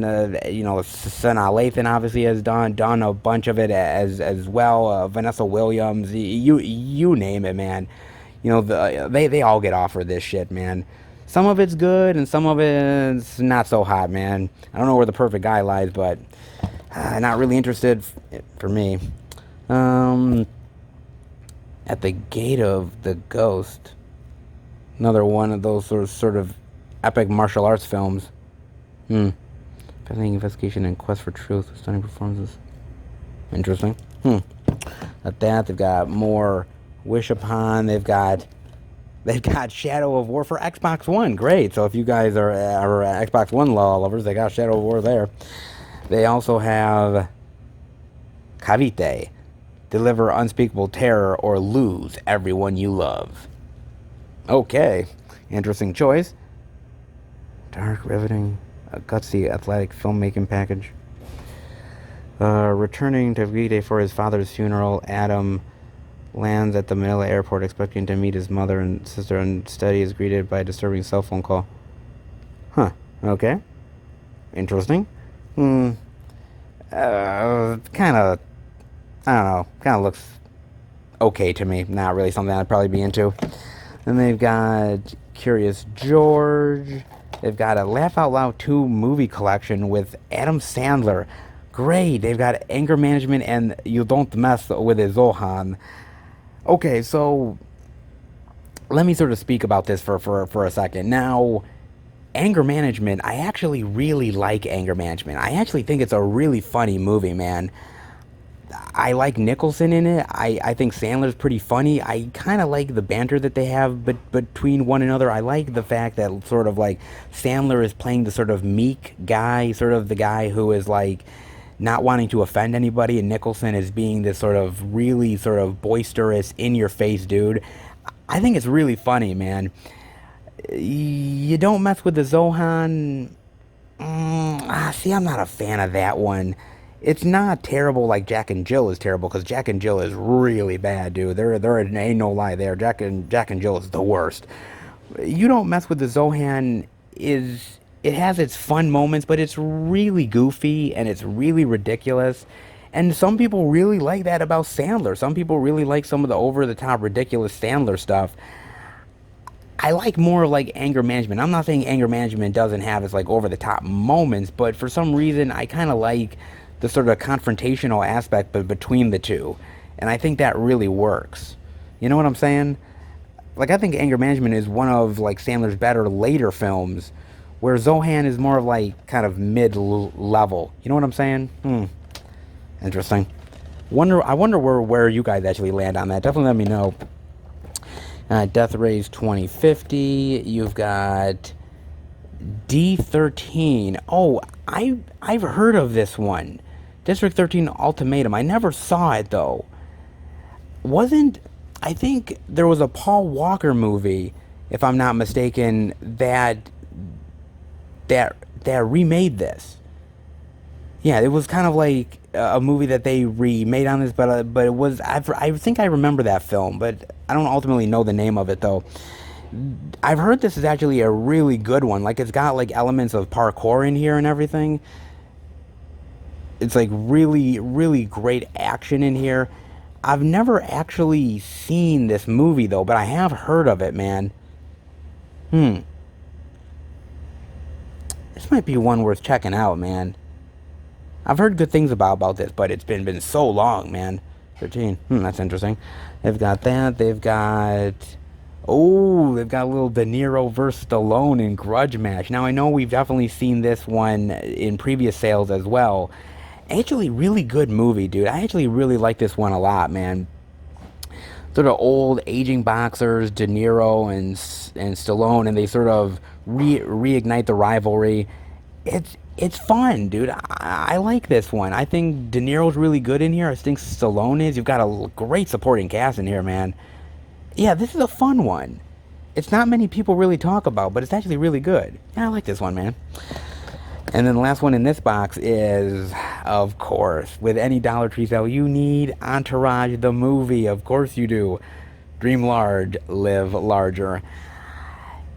I gotta admit, man, and I've said it before, but I've never really been interested in ever checking out Entourage. It's never been a show that I was, like, ever interested in, because I was like, oh, it's just guys that have a lot of money, and they're just going out and getting drunk and partying and getting chicks, and I'm like, oh wow, that's really dramatic. That's really something I should care about. A lot of people have said though that if you're ever going to watch Entourage, you watch it for Piven. Like Jeremy Piven is the guy you watch it for. And that's pretty much the consensus that I'm hearing, man. I don't know about the movie or anything, but it's never been something I've been interested in, man. I mean, few guys are, fair enough, but not really my thing. And on to the next box of goodies, guys. And the first thing I'm seeing is they have, I believe, some more PS4 love with Shadows of War again. The Comic Kids. Look at this. Nice cover, man. A once-in-a-lifetime adventure, a once-and-forever encounter. God, you know, I'm looking at this cover, and God, it gives me, like, Stranger Things vibes, man. Really does. Whoa. Oh yeah, man, looking at the back definitely feels like Stranger Things to me, dude. A young boy named Lucas is fascinated with his astronomer father's work. One day his father discovers a previously unknown comet that has struck not far from their idyllic 1950s home. Discovery of space rock. Huh. It actually doesn't look half bad, man. It kind of reminds me of, like, as I said, Stranger Things, but like of like The Goonies or Super 8 or like those old like Spielberg things like E.T. and everything, like that sort of nostalgia, man. And every now and again you sort of get these movies where it's these friends on the adventure, learning life lessons and bonding with one another. Like it's a staple of like every generation, man. And like I said, you know, whether we're talking Goonies or Stand By Me or Super 8 or now Stranger Things, it feels like it's like every now and again you get a really great one, man. I don't know about the Comic Kids, but it kind of looks cool though, man. It doesn't look half bad. Then I see they have the DVD of Distorted. Christina Ricci and John Cusack. Don't fear the lies, fear the truth. Nice. Interesting. I know we've seen this during the sale before. Now, I really love Christina Ricci and I love John Cusack, but honestly, I love earlier Ricci and earlier Cusack. It kind of feels like they've kind of dived into the whole like rabbit hole of straight to DVD and Blu-ray, and it's not bad because some of those are really good movies, but I like, you know, Cusack from earlier in his career, you know, like The Grifters, One Crazy Summer, Money for Nothing, Con Air, you know, like the 80s, 90s, even early 2000s. But yeah, it kind of feels like this is the only kind of work they can get. I mean, it could be actually really cool, but not sure about that one. Then they have, okay, they have Better Off Zed. It's a great day for a zombie apocalypse. Very nice. Look at that. What a cover, man. Nice. And it comes with 2 bonus movies, Wacko and Sideshow. Interesting. I gotta admit, the cover kind of looks really cool, actually. Guy's the man who is barely keeping afloat until the zombie apocalypse happens. He's back with a beer in the lounge chair with a strong lock to give the... Interesting, okay. And you also have Wacko. Whoa, with George Kennedy, Stella Stevens, and Andrew Dice Clay? Oh, you know what? I actually remember Wacko. I do remember Wacko. Wacko was actually... I think Vinegar Syndrome released Wacko. They did. Yeah, I remember that. Vinegar Syndrome did release Wacko. I think they released it on like a collector's edition, like Blu-ray release. But I was always kind of hesitant on Wacko because I've never actually seen the movie. I might have to pick this one up to check it out at least. And Sideshow as well. I'm usually honestly not a fan of these 3-packs, to be honest with you. But this one looks like an interesting one. This one looks like one I would dive into, dude. It's actually cool to see like Wacko on like a bonus movie one. I would be interested to check out Wacko because I kind of wanted to pull the trigger on the Vinegar Syndrome release, but I never did. And the reason why I never did, I was kind of hesitant whether I was going to like it or not. But for $1 to give the movie a chance, not bad. Okay, yeah, I might have to do that. They also have more Chuck Norris with the Delta Force Lone Wolf. Oh, okay, so it's basically just like the last pack, but this is on Blu-ray, and we're just missing one of the films. Okay, I mean, cool. I mean, still $1, so not bad. So they've got that. They've got El Dorado, which I know we have seen this one before. El Dorado Temple of the Sun. Kind of cheap to me. Seen that. We've got more Distorted, and we've also got the Blu-ray of Distorted as well with the slip. Not bad on that one. We also have Life Itself. The Only Thing Roger Loved More Than Movies. Interesting. I've heard of this one. A remarkably intimate portrait of a life well lived. You know, honestly, I gotta say that I loved Roger Ebert, and I think for me, he was one of the best critics out there. Now, mind you, I never always agreed with the guy because a lot of like he would hate on a lot of horror flicks and a lot of like things where I was kind of like, actually, that's not a bad movie. You just are like not getting it, but I respected his opinion, and he was one of the critics out there that made film criticism really popular, and I've always appreciated that. And I think all of us on YouTube, in some way or another, is always trying to chase him, like him as a film critic, and trying to sort of be as respected as Roger Ebert is. We're never going to get there because there's only one Roger Ebert, but he was a master at what he did, good or bad, like him or not. He told it like it is, and I appreciate it. I really honestly do. Interesting movie about his life. I would actually be interested to check this one out, man. That one seems interesting. You also have DC Superhero Girls Intergalactic Games. Wonderful for all the little kids out there. Very nice to have that. They have The Paperboy. Very nice. Now, I've actually seen this movie. It's been a while, actually. Great cast, man. Matthew McConaughey, Zac Efron, John Cusack, Nicole Kidman. Really great movie, dude. It's really great entertainment. It's thrilling.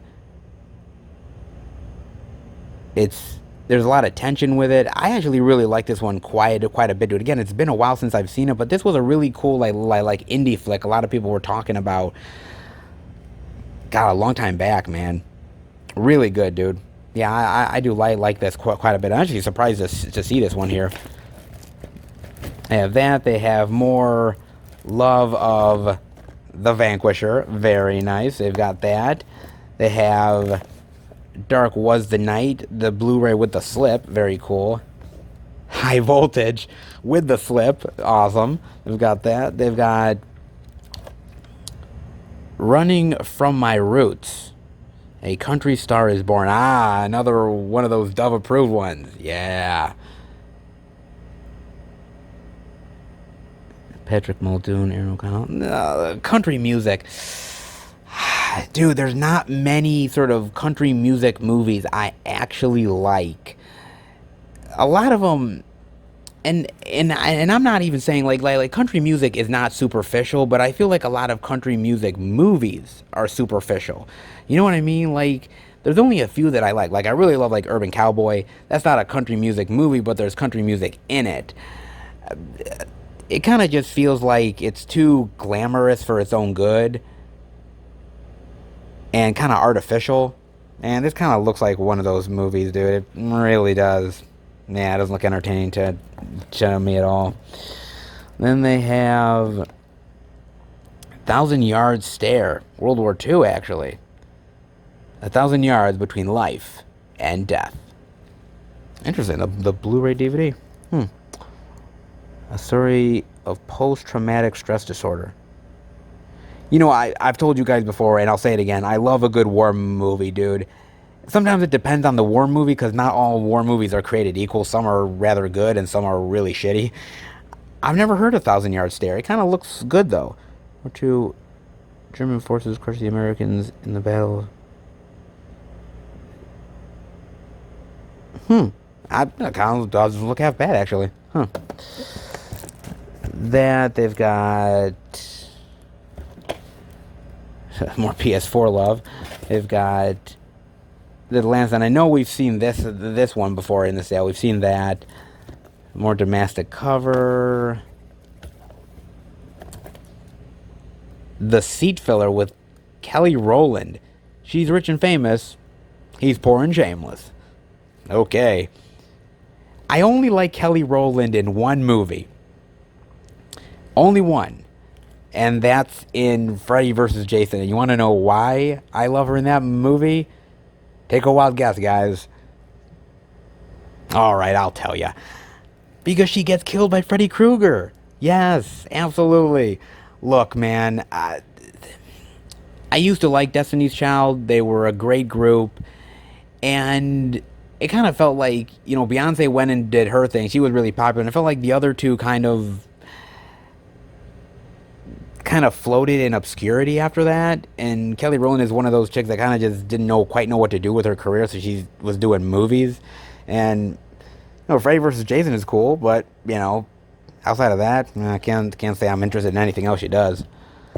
Then get more DC-13, Shadows of War, and Eagle's View for National Parks. Interesting, they got that. They've got, a Dolph Lundgren collection. Oh, my main man, Dolph Lundgren. Very nice. What do we got here? Command Performance, Bridge of Dragons, The Peacekeeper, Direct Contact, Direct Action, Blackjack, and Sweepers. Very nice. Now, dude, I've talked before, man. I got a lot of love for Lundgren, baby. Lundgren is great. Okay, yeah, he hasn't done as many great movies as Stallone, or Schwarzenegger, or Norris, or Seagal, or Van Damme. Look, I get it, guys. I get it. He's on the lower level. Fair enough. However, dude, Lundgren's badass, man. I mean, I remember back in the day seeing him as the Punisher, and was like, dude, this guy, you don't fuck with this guy, man. I loved him. You know, obviously, of course, you got to talk about Rocky IV, which is fucking phenomenal, playing the Russian. And he's just done a lot of really great roles, man. And I've loved Dolph, man. Yeah, he's done a lot of really craptacular movies and a lot of movies that are real shit. And maybe some of these are them, but, dude, get up on some Dolph love, dude. He deserves it, man. He honestly does, man. You've got Aura, which I know we have definitely seen Aura before. Release the Evil. Very nice cover, man. Very, very nice. Very nice. See, we've seen that one. Also have Attrition. Ah, yeah, one of those other ones. Attrition. You know what, dude? Yes, Seagal has made slightly better movies than somebody like my main man Lundgren, but I think Lundgren has actually gotten better with age, where Steven Seagal has actually gotten lesser with age. I mean, let me know what you guys think. I mean, early Seagal's great, man. I mean, Out for Justice is really great. Oh God, the one where he's on the ship there, and I'm forgetting the name of that movie now. It's really escaping me, but that's a really great one as well. He's done some really good ones, and then later on in his career, it went completely to shit, dude. Whereas I think Lundgren has actually gotten better with age, but that's just me, man. But yeah, pass on that one. Then Help! I Shrunk My Parents. Interesting. Oh, great. Well, look at that. He's like, I don't know. They're just small now. Are they? I mean, they're still going to pay the mortgage, right? Look, dude. Back in the day, I loved Honey, I Shrunk the Kids, man. Great goddamn movie, man. And I actually really do love Honey, I Shrunk the Kids. Now, a lot of people don't really remember Honey, I Shrunk the Kids. I actually really remember that really great sequel. I know they did another one, a third one, where they, like, shrunk, I think, the parents, if I'm not mistaken. This is not it, obviously. But I've always kind of liked the concept. I know I've heard sort of rumors that Disney is going to be doing, either a TV series or another movie, and like Rick Moranis is coming back or something, which actually be really cool, man. But I've always liked the idea, but I sort of like the earlier, like, old school stuff with Rick Moranis. This stuff kind of seems like it's got an interesting idea to it, but I think those earlier films, for some reason, either whether it's nostalgia or just because they're better, I prefer those ones. This could be cool, but check out the earlier stuff, though, man. Still probably pretty cool for the kids, though, man. Not half bad. And on to the last two boxes, guys. Oh, there's been a lot of really great, wonderful stuff to check out, man. But let's see what these last two have to offer. And the first thing I'm seeing, of course, more PS4 love. Boy, they must have got these ones on the cheap, dude. Jeez, man. They've got that. They've got some Better Off Zed love. Look at that, man. I still think that looks really cool, man. And Better Off Zed kind of looks like a really great sort of like zombie comedy, man. And honestly, I think some of the best zombie stuff that I've seen over the past years has been zombie comedies, whether it's Fido, Shaun of the Dead, Zombieland, stuff like that. I've really enjoyed, man. This kind of looks like one I would be definitely interested in. I gotta definitely look at that. They have Vanquisher Love. They have that. They have The Guard of Auschwitz, based on true events. You know, man, I gotta admit, dude, it's very fascinating to watch these movies, and I do watch them. Being Jewish, these movies have always kind of been interesting just from a historical perspective, but I remember when my grandmother was still alive, God rest her soul, and my mother and father, I think we had the VHS of Schindler's List, and we sort of were starting to watch the movie with my grandmother, and my grandmother couldn't even get through Schindler's List, dude. She couldn't even do it. She was in tears. She was just horrified by the events, and it just really affected her, man. And I think if you're really old enough to sort of remember those dark times, it's really disturbing, dude. And you know, what's interesting about movies like this and Schindler's List and everything is that I think they're important to watch just from a historical aspect of not repeating the past. You know, if you don't learn from the mistakes of the past, then you're bound to recreate them in the future. And I think that's why I'm interested in some of these movies like this, because it really, I think, history needs to be taught, needs to be shown. Even the ugly side of it really does, man. And movies like this shine a light on it, for good or bad, man. It's interesting. All that's for sure. Then they also have the Blu-ray of Attrition. Oh God, more Steven Seagal love on Blu-ray. Yeah, I think I'll pass on that one. You have American Hangman, which I think I've seen before during the sale, with Donald Sutherland. Oh yeah, this was the one where he was the judge, right? Yeah, he plays the judge and he gets abducted and everything. Yeah, I do remember this one, actually. I do remember. It's been a while since I've seen it, actually. But, Donald Sutherland is so good, dude. He's so fantastic, man. I fucking love him. Most people have found him, actually, through the Hunger Games films, but I remember him from way back in the day, whether it's like Animal House or the 70s version of Invasion of the Body Snatchers, Don't Look Now. Like some really great stuff, dude. But most people know him now from being President Snow from that. But he's fucking awesome. That you have Help! I Shrunk My Teacher. Okay, interesting. Is this actually like a sequel to Help! I Shrunk My Parents? It might be. And I like her sort of on the pencil there. That's really cool, man. Huh. Oh, nice, and her sort of between the toilet paper spool there. Great, awesome. Like I said, man, you know, some movies actually do better with the premise than others. Like I think the Honey I Shrunk the Kids one is really cool. I think the sequel is really cool as well. Some of them don't do as well with it. Like I kind of looked at it because I'm seeing they have Honey I Shrunk My Parents, which could be cool, but this one actually looks like probably the better of the two, though. Interesting. They have that. They have The Takedown. It's a fight for redemption. Look at that.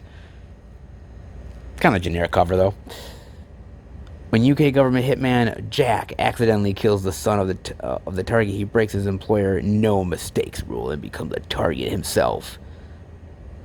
Luckily for Jack, his boss, Eastwood, has been selling government secrets at the highest bidder. Oh, so it's like I've got a secret and you've got a secret and I'm hunting you down, but I'm going to sell your secret to the government and everybody's hunting me down.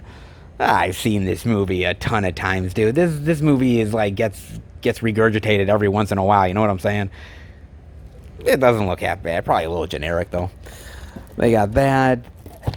They have Hoarders. Yes, I believe we actually saw this in a previous sale before, if I'm not mistaken, man. I think we have, dude. Good Lord, man. It kind of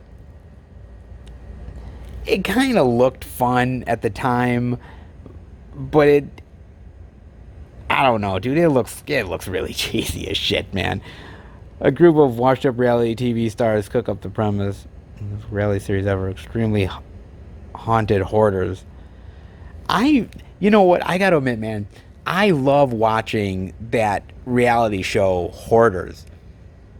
For some reason, I can't get enough of it, dude. And I don't even know why. Like, I literally watch it and I'm like, oh my God, I really don't want to be these people. And I see these people and I'm like, oh my God, you could literally die in their fucking house. Like, you could be buried under piles and piles of garbage and nobody would ever know you're actually fucking alive. You know, and you're just losing your air and then slowly dying under miles and miles of garbage. Like, God, dude. But like, to turn it into like a horror comedy thing.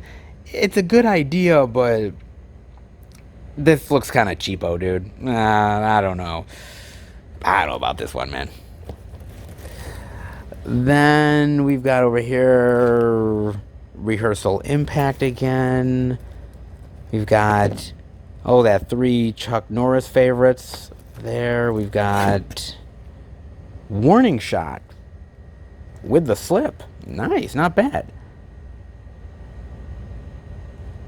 James Earl Jones is in this. Interesting, huh? Based on true events. What is this about?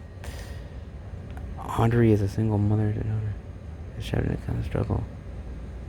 Bruce Dern. David Spade?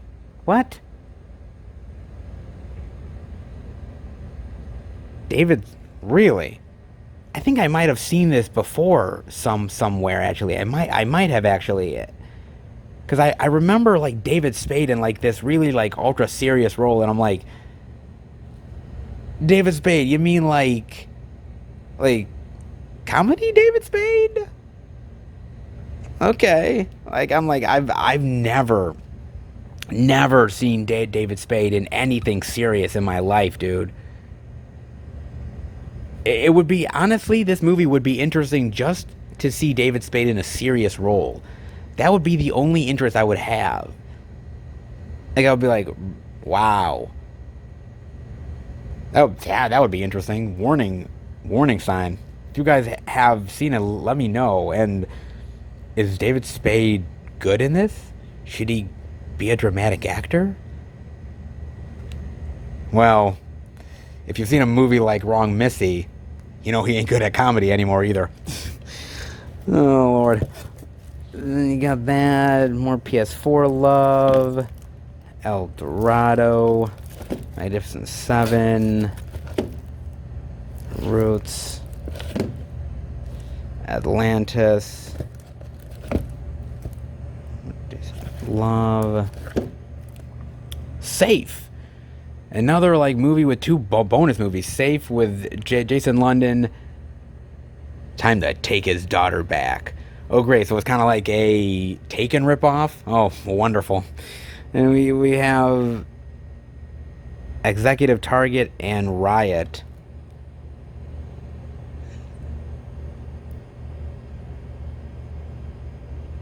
Oh, shit. Riot has Sugar Ray Leonard in it. Oh, fuck. And Executive Target has Keith David, Roy Scheider, and Michael Madsen. Nice. Look at that. Interesting. Okay. Yeah, the Safe kind of looks really generic. Obviously, see, the problem is Taken was so fucking popular, man. Taken was so popular, and people loved it so much, and you know, everyone tried to cash in and do their own sort of spin on it, and Safe seems to be one of them. But honestly, Riot kind of looks interesting, and so does Executive Target. Not bad. Huh. Interesting there. They have Seat Filler. Surviving the Wild with John Voight, Jamie Kennedy. Interesting. Look at that. Surviving the Wild. Hey, from Walmart, too. Nice. Yeah, of course it's from Walmart, baby. Following the ultimate death of his grandpa, Gus. 13-year-old Sean.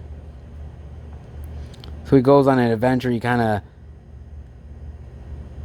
gets lost. Goes on... Yeah. Interesting. So him and his dog go on this adventure, and hopefully they don't get killed by wolves or bears or like a really like rough river. Like apparently his survival instincts at 13 are like the most expertise ones you've ever seen in your fucking life. Okay, great, wonderful, yeah. Okay, not sure about the realism, but whatever. It looks fine, dude. You know, hey, he's on an adventure, he learns stuff, you know, hey, whatever, right? Ah, shit. I'll take the bear like mauling somebody. Or Xbox One Love, Eagles, Run for the High Country. Sort of Indians and cowboys.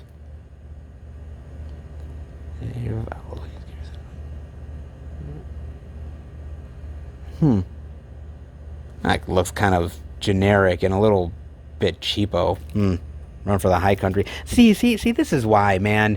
This is why, dude. Like, look, like, there's some really great westerns I love, dude. Like High Noon, fucking awesome. Unforgiven, great. Like, there's other one, and then there's like cheap crap like this that comes out, which you know, is probably not that great, and then you're like, oh well, geez, you know, westerns are shit, and it's like, well, yeah, no crap, dude. When it's like, but then again, I can argue that it's like that's with any sort of genre, dude. Horror films and action stuff, like there's.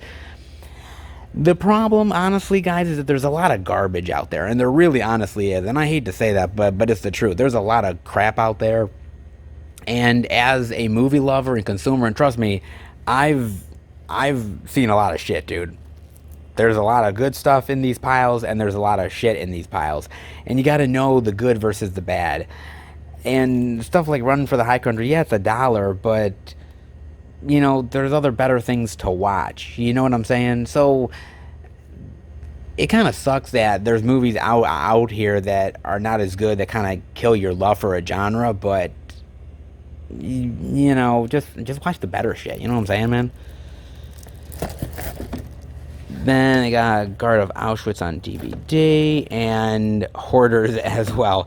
So they have from this stack here, guys, and over in this other stack, it's pretty much the same stuff from that smaller stack that I saw. They still have the Animal Instincts one, the America one, which actually looks really cool. The Boots, Parenthood as well. They've got that. Ish. Some of the puzzle stuff. AD. Nope. Yeah, so a lot of the same stuff here a little bit, but that honestly actually some really great stuff to check out this time around. Some really interesting Hollywood stuff that I was not expecting, some cool indie titles, a lot of similar stuff, but some really surprises that I was very interested in seeing here at the Dollar Tree. Wasn't expecting it. Not half bad, guys. Well, time to head out of here. Not half bad here, guys. Not half bad at all, man. Like I said, there's a lot of the same similar stuff that we've seen before, but there's a lot of unique and interesting stuff that I was not expecting this time around. It depends on what you get in your areas. Some people get different stuff. Other people get a lot of the same similar things. It depends, guys. It all depends on your location, to be honest with you. But here had some really good stuff overall, minus Jack and Jill. I really want to destroy that movie. No lie, guys. I really want to destroy it. But some poor soul's going to buy that motherfucker. And I'm now partially responsible because I didn't destroy it. Hope you guys forgive me. Oh, boy. Yeah, some interesting stuff here. And not half bad, man. Some cool, like, collection DVDs. Some 3-packs. Some indie stuff, some Hollywood blockbusters. Not half bad overall, guys. Hope you enjoyed it here this time around. And yet again, I'm in the back room. This is not a permanent thing. It's not going to happen all the time, guys, so don't get used to it. But I just want to thank them for letting me in the back here and checking out the physical media. I mean, it's not every day you get to be in the Dollar Tree back room, so, you know, I'll take what I can get, guys. Not half bad. All right, let's head to the next Dollar Tree location. All right, everybody, we are at our second Dollar Tree location. Probably going to be our last location to check out, but I wanted to go to at least one more location to check out. I mean, mind you, this is a smaller Dollar Tree location. I'm assuming we're probably not going to find as much stuff as we did at the first place, but it's worth at least checking it out, guys. And we are here, man. So with a smaller location, what variety will we find? We find any new stuff, old titles, a lot of the same similar stuff. You never know. All Dollar Trees are unique and different, and this might be one that might find a couple of interesting gems. So let's go in, check it out.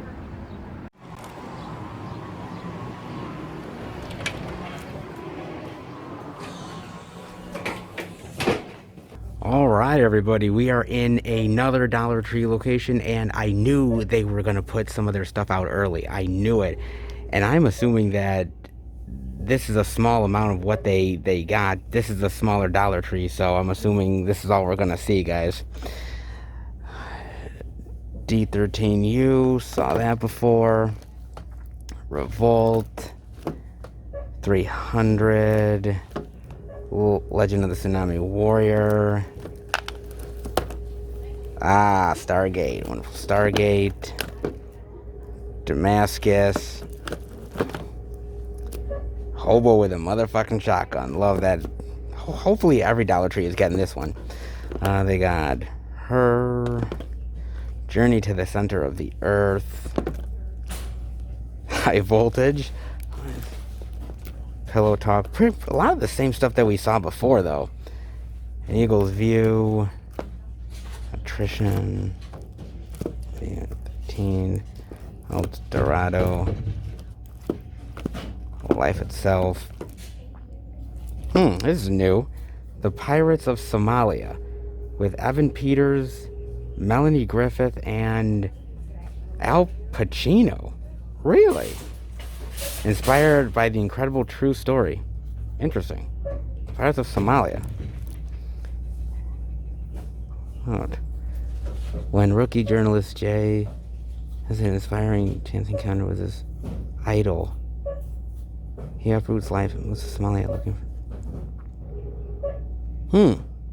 Sounds actually interesting. This movie must not be that old, because Evan Peters is usually, he doesn't really headline movies exactly. So this must be one of the more recent movies that come out. But I never heard of this one. And isn't this guy, this guy right here, wasn't he in wasn't he in that pirate movie with Tom Hanks? Like, I'm the captain now. I'm the captain. Like, isn't he that guy? I think he is. It looks interesting, and actually, it's really great to see Melanie Griffith in another role, because she is sorely lacking in movies. I miss Melanie Griffith, man. She was in such great stuff, man. I remember her back in the day in movies like Milk Money and everything. Like, she was great, dude. God, it's been so long since I've seen her in anything. Blast from the Past. Oh, it actually looks good. I never heard of this before. It might be interesting. Got The Ballerina's Tale, Best of Men, which we've seen during a previous sale. The Ultimate Goal. He was young but unstoppable, a story of inspiration. Okay. Inspiring soccer movie? Okay. Interesting. Inspiring sports. Rachel Getting Married. We've seen that in a previous sale. Really great dramatic flick for British cinema, which I know we've seen this one before as well. Yeah, we did see this one before. Oh, shit. They still have this? Holy shit. Guys, I showed this off during the last sale, and either one of two things had happened. Either they re-got this in, or it never sold. And something tells me it never sold, and it's just been sitting here for months now, not selling, because nobody wants to watch Roseanne with sock puppets. Dude, I can't say I blame them. This shit might give me nightmares. I'm not gonna lie, dude. This is so weird, man.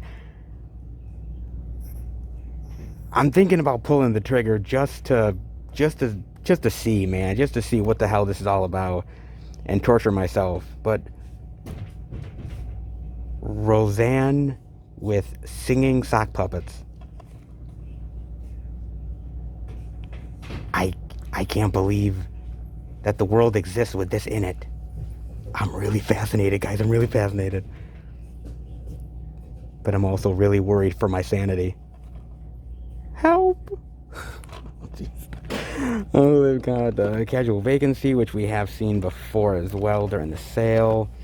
Jerry, which we've seen before also. Bad. Jillian Michaels. Jillian Michaels? Jillian Michaels? No. The Town That Came A-Courtin'. I know we saw this, I think, last sale or previous sale. Lauren Holly, God. Man, shit, God, Lauren Holly, man. I remember her in Dumb and Dumber. Dude, blast from the past, dude. I haven't seen her in something in a long-ass while. Shit. Zootopia. My kind of movie. Oh, yeah, baby. I think we definitely have seen this before, though. Zootopia. Interesting. And that. Rachel Getting Married. Gate of the Ghost. We saw that. More Vanquisher. Seems like everybody's getting that one. We definitely seen this one before. Got that. Parenthood. Season 7. Howl. Paperboy. Ottoman Lieutenant. All stuff that we've definitely seen before. The 3 Chuck Norris favorites. On Blu-ray. Not bad. Adventures at the Chocolate Factory. We definitely have seen this one before, like a sale or two ago. We definitely did. It didn't look too bad, though.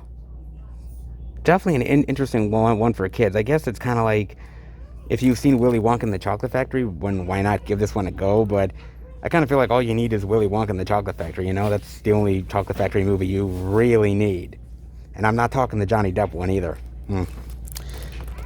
Warning Shot. Atlantis. More Shadows of War. Seems like we're seeing a lot of that. Tekken.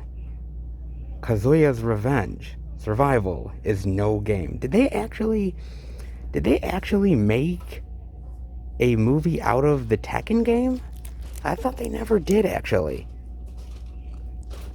Battles and survives brainwashing sounds. And it's the leader of the violent mission.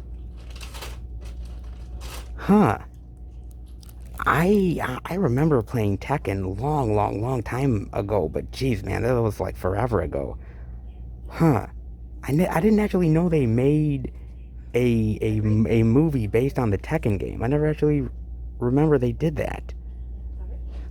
Honestly, most movies that are based on video games, they kind of suck the big one. I ain't gonna lie. So I really don't know how this is. Now, I'm not saying all video game movies are bad, but it's got to have a good budget and good people behind it. This one looks like kind of like cheapo. I'd love to see a good like movie based on Tekken, but I kind of doubt this is it, guys. I mean, definitely let me know what you think. Rehearsal Impact. Nope. UFO. More Vanquisher. The Empire. Curveball. Life doesn't always play fair.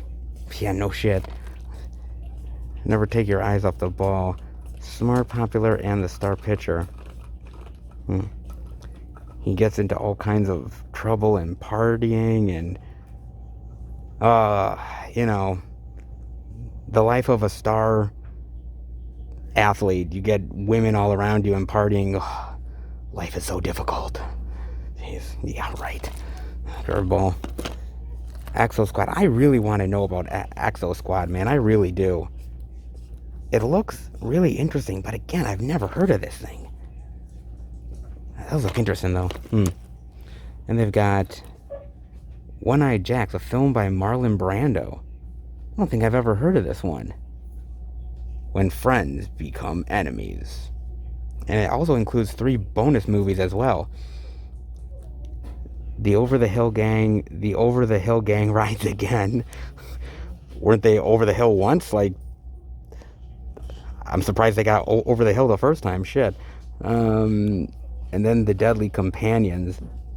God, do you remember when Marlon Brando was actually a really good actor? like way back in the day, but before he kind of became a prima donna and, you know, like almost ate himself to death and everything.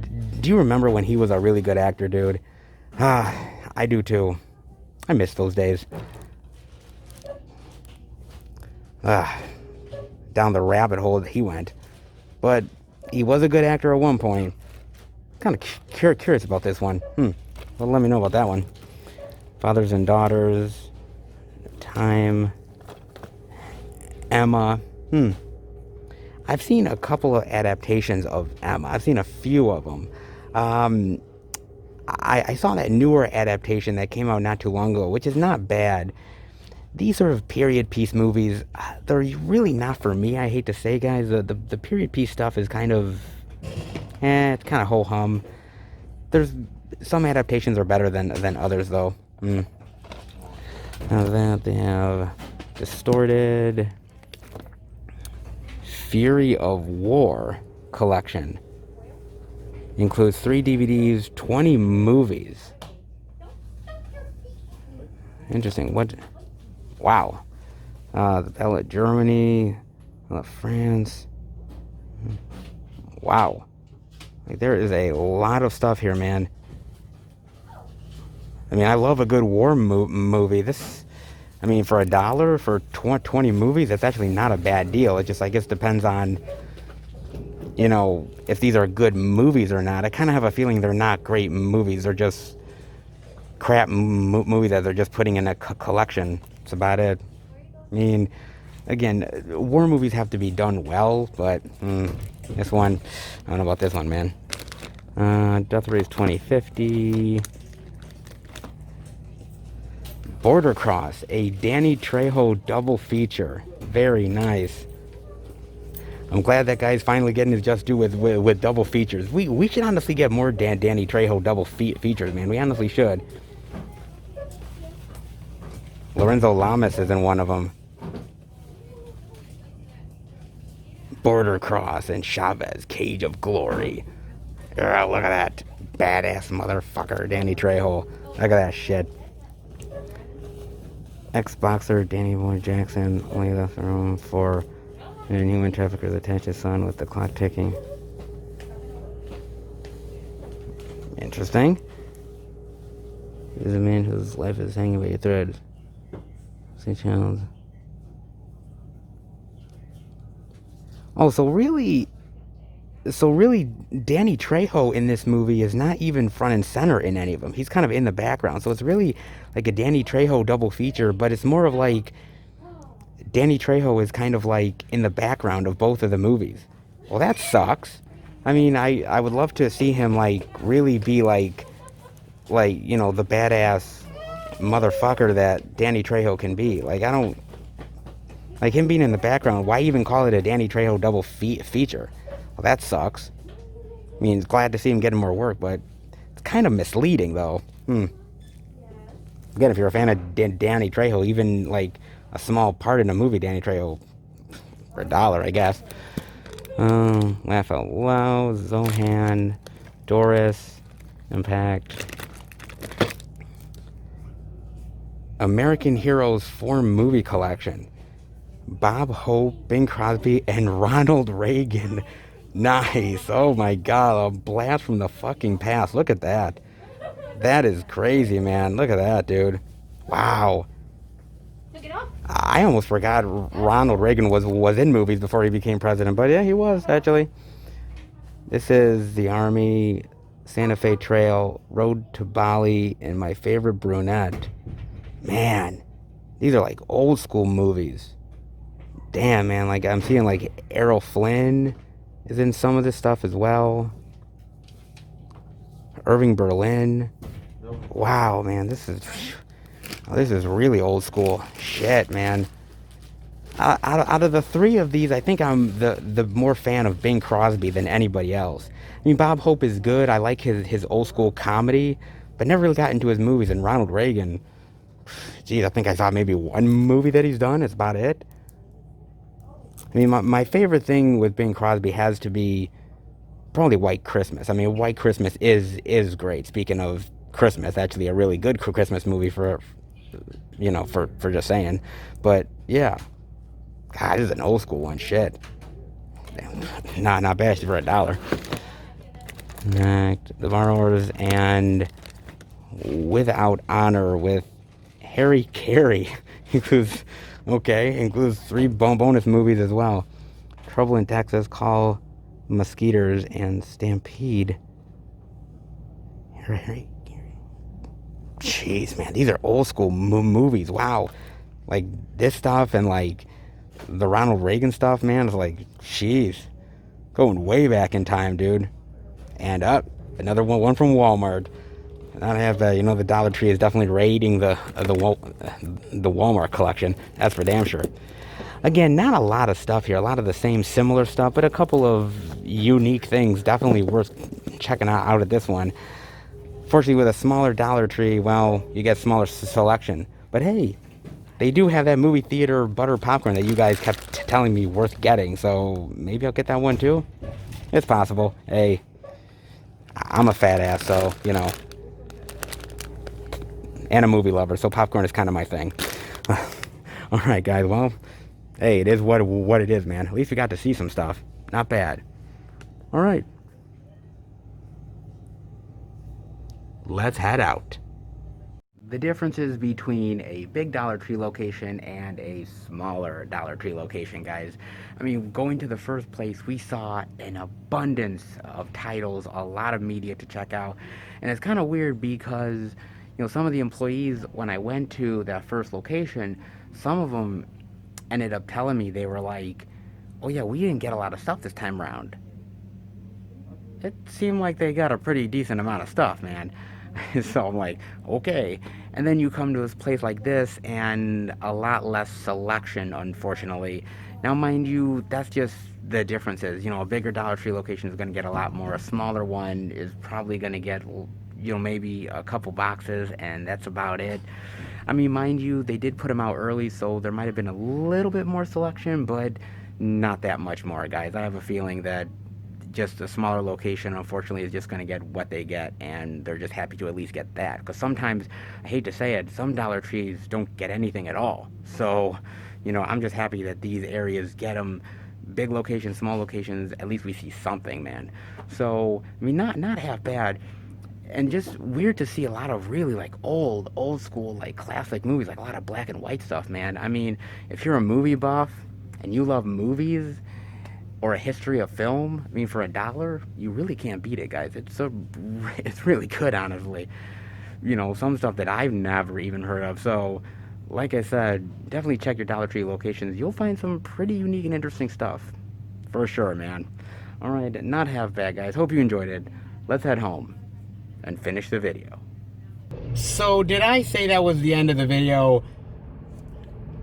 Yes, of course I did. But those first 2 Dollar Tree locations I ended up going to before the sale actually ended up starting.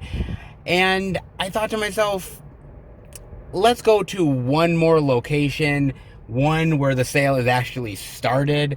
And so we are at one more Dollar Tree location, guys. I did want to give this one a look, and the reason why is because I figured 2 locations is good. Let's check out a third one to see what we just might find, guys. And this is actually an old abandoned like plaza area. The plaza over here used to be a Kmart. Blast from the past, guys. So yeah, so we are gonna go in and see what we got. So let's head in, check it out.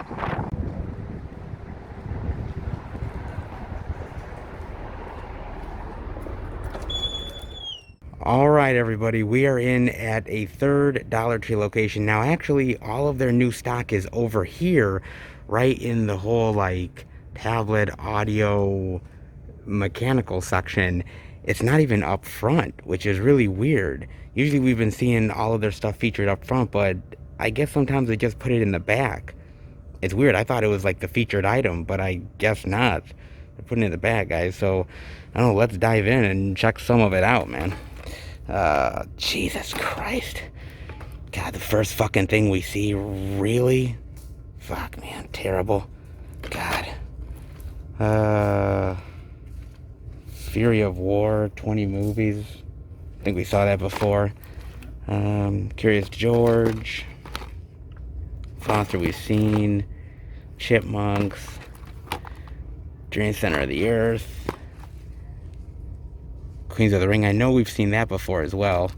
Run for the High Country. Revolt. Exo Squad. A lot of the same stuff that we're seeing that we saw before. Nothing really new. Parenthood. Same stuff here. Wonderful Utopia. Legend of the Tsunami Warrior. Hollow Child. Howl. There. In Darkness with Natalie Dormer and Ed Skrein. Not a bad cover. Blind Pianist Sophia in the Apartment. Ooh. Huh.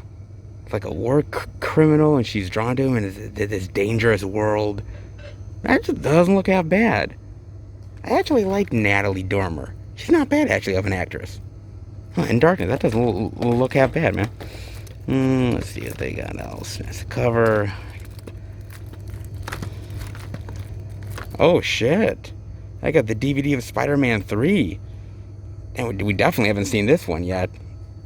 Shit. For all you Spider-Man lovers out there, pretty damn cool to find this.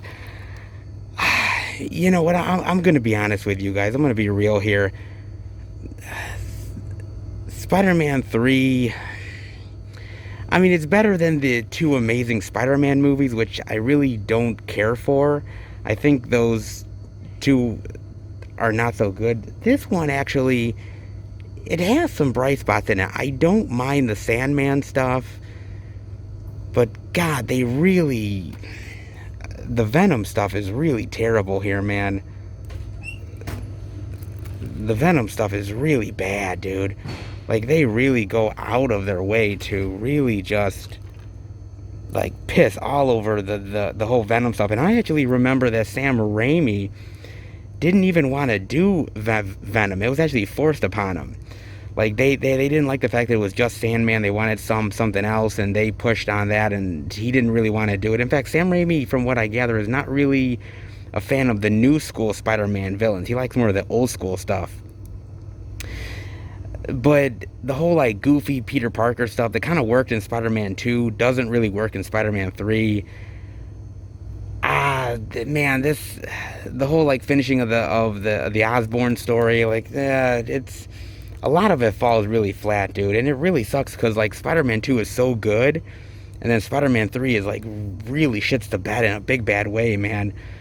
Really honestly does. And I remember that Sam Raimi was actually going to do Spider-Man 4. Like, he was preparing to do Spider-Man 4. They were going to do, I think, like, the Vulture, if I'm not mistaken. They were going to do that. And then Sony wasn't too keen on the Spider-Man 3 reception and the money, and they kind of were like, pump the brakes, and then it never happened, which is a shame. I wish they would have done, like, Lizard or something. I think that would have been cool, but Sandman was alright. Kind of a weak sauce of a villain, but it wasn't bad. The problem is, you had such big highs, and then Spider-Man 3 is such big lows, dude. Which is a real shame, man. Yeah. Not really all that good, unfortunately. It's a real shame, because I like Tobey Maguire, but it's kind of funny, because the two films are great, and then the third in the trilogy really sucks, dude. Spider-Man has got shortchanged in the trilogy department. Hopefully they can fix that in the Marvel films. God, let's hope. Yeah. Kind of a disappointment, guys. Hate to say it. Oh, there. And Rising Stars we've seen before. Pillow Talk.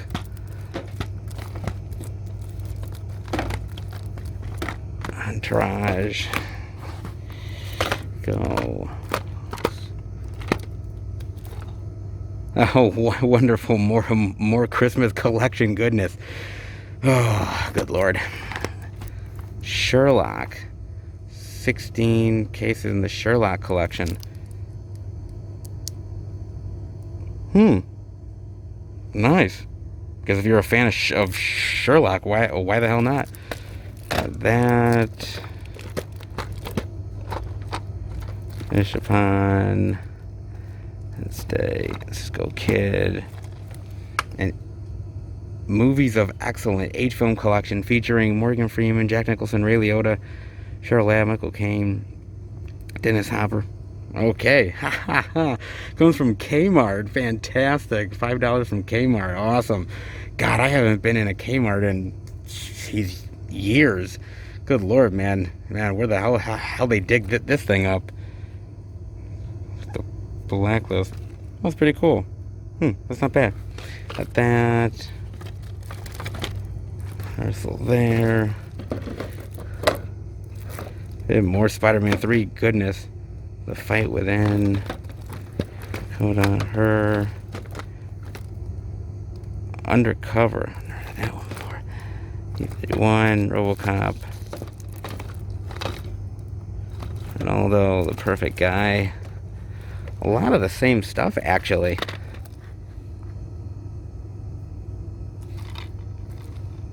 God, didn't we see this not too long ago at Walmart? I could have sworn we saw this not too long ago over at Walmart, man, and now we're seeing it here for $1.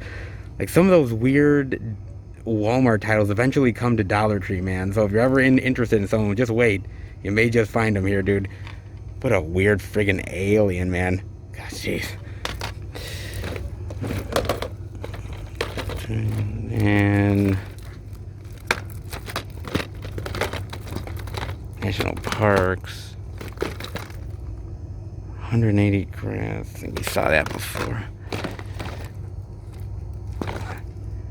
Oh, I saw the light. I did. I heard about this movie. I did, with Tom Hiddleston and Elizabeth Olsen, about Hank Williams. I've never seen the movie, actually, but I have heard about it, man. See for the magnificent Tom Hiddleston. I heard this wasn't bad, dude. I heard it was a good sort of biopic about Hank Williams' life, and Tom Hiddleston does a really good job. Honestly, I haven't really watched much Tom Hiddleston outside of the Loki stuff. Like, I watched, what was it? I watched, Kong Skull Island, which was really good. And a couple other things, but outside of that, I haven't really watched much of it. And I love Elizabeth Olsen, man. She's fantastic, man. Oh, it doesn't look half bad. Might be interested in checking this one out. That. Great Fight. Evil Spirit. Hello Child. All is for Missy. No, pass on that. Hunt. We've seen that many times before. Your friends. Chuck Norris. Daughter and Being Human. Now, this is actually the UK series. This is season 4. Now, Bob has always talked to me about Being Human. In fact, no lie, guys. So, they did an American version of Being Human that Bob said was okay, but the BBC one is far better. I think it's about these people who are roommates. Like, one's a vampire, a werewolf, and a ghost. Yeah. Almost like it's like part of like a joke or something. Yeah, I kind of heard about this one. I heard it wasn't bad, actually. I've heard good things about it, but I've never watched it before. Shame it's only season 4. If it was season 1, I'd probably pick it up. But do you guys know much about Being Human? Like, I've heard only good things though, but not bad. Let's see here. They got Mental. Oh yeah. We saw that during one of the last sales. Mental. That boy Jack, Emma, Sabrina. Independence Day Resurgence. Wonderful. Every Dollar Tree's gotta have that one. That's nice.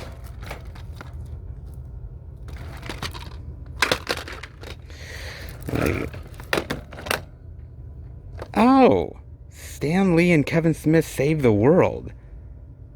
An evening of conversations with your favorite nerd heroes. That's really interesting. God, I miss Stan Lee. Stan Lee was so great, man. Stan Lee was absolutely awesome, dude. God, I miss that guy so much. I know that Kevin Smith and Stan Lee were actually really close with one another, and I actually like early Kevin Smith versus later Kevin Smith. Like the later Kevin Smith is good, but I really like his style and his sort of comedy and everything. Sort of the early years of him, man. Sort of like a struggling artist type of guy. He's still cool, but I like sort of the early days with him. But I know he's always been a fan of comic book stuff, and he's always had a great relationship with Stan Lee. This actually doesn't look that bad. Doesn't look that bad at all. I got Amityville Horror, which you saw before. More Entourage, RoboCop. They actually have a lot of selection, but it's a lot of the same stuff that we've seen before. Nothing really crazy new outside of a couple things. There. Richard Simmons, Love Yourself and Win. 6 Steps to Self-Esteem and Permanent Weight Loss. Oh my God. Do you remember back in the day with Richard Simmons? Like, he would do those, like, specials with, like, those workout specials and everything. Oh my God, dude. God, what a blast from the past, man. Richard Simmons, Jesus. You know, with so many diet stuff nowadays, Richard Simmons is kind of obsolete. I don't know, you just do sort of like the one of those beach diets or something. So weird. Richard Simmons, God, oh my God, man, yeah. Not for me though. Let's see, Choice and Shout, not a bad one.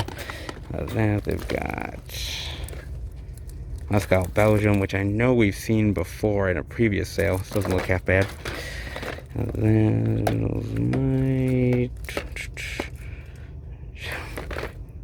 Night of the White Pants, which still looks really funny. The Great Fight. Kettlebells the Iron Core way. Good Lord, man. What kind of weird fitness stuff does Dollar Tree get in? God, all the weird stuff. You were born in the 40s. Noah's Ark. Sultans. Enron, really great documentary about Enron, man. With some really, those guys are really some scummy dudes. God, it's a really fascinating documentary.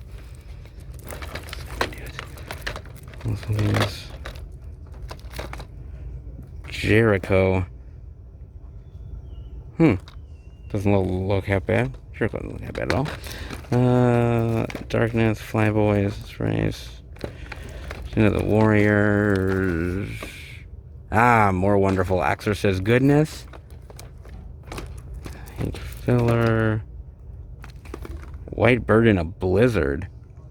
With Shailene Woodley. Eva Green, Christopher Maloney.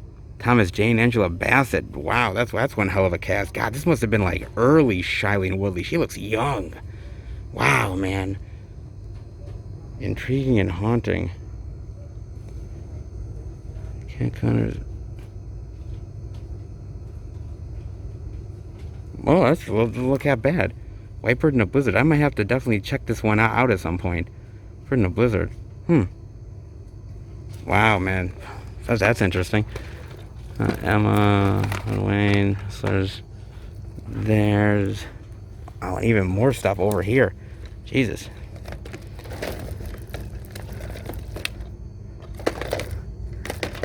Like so much, man.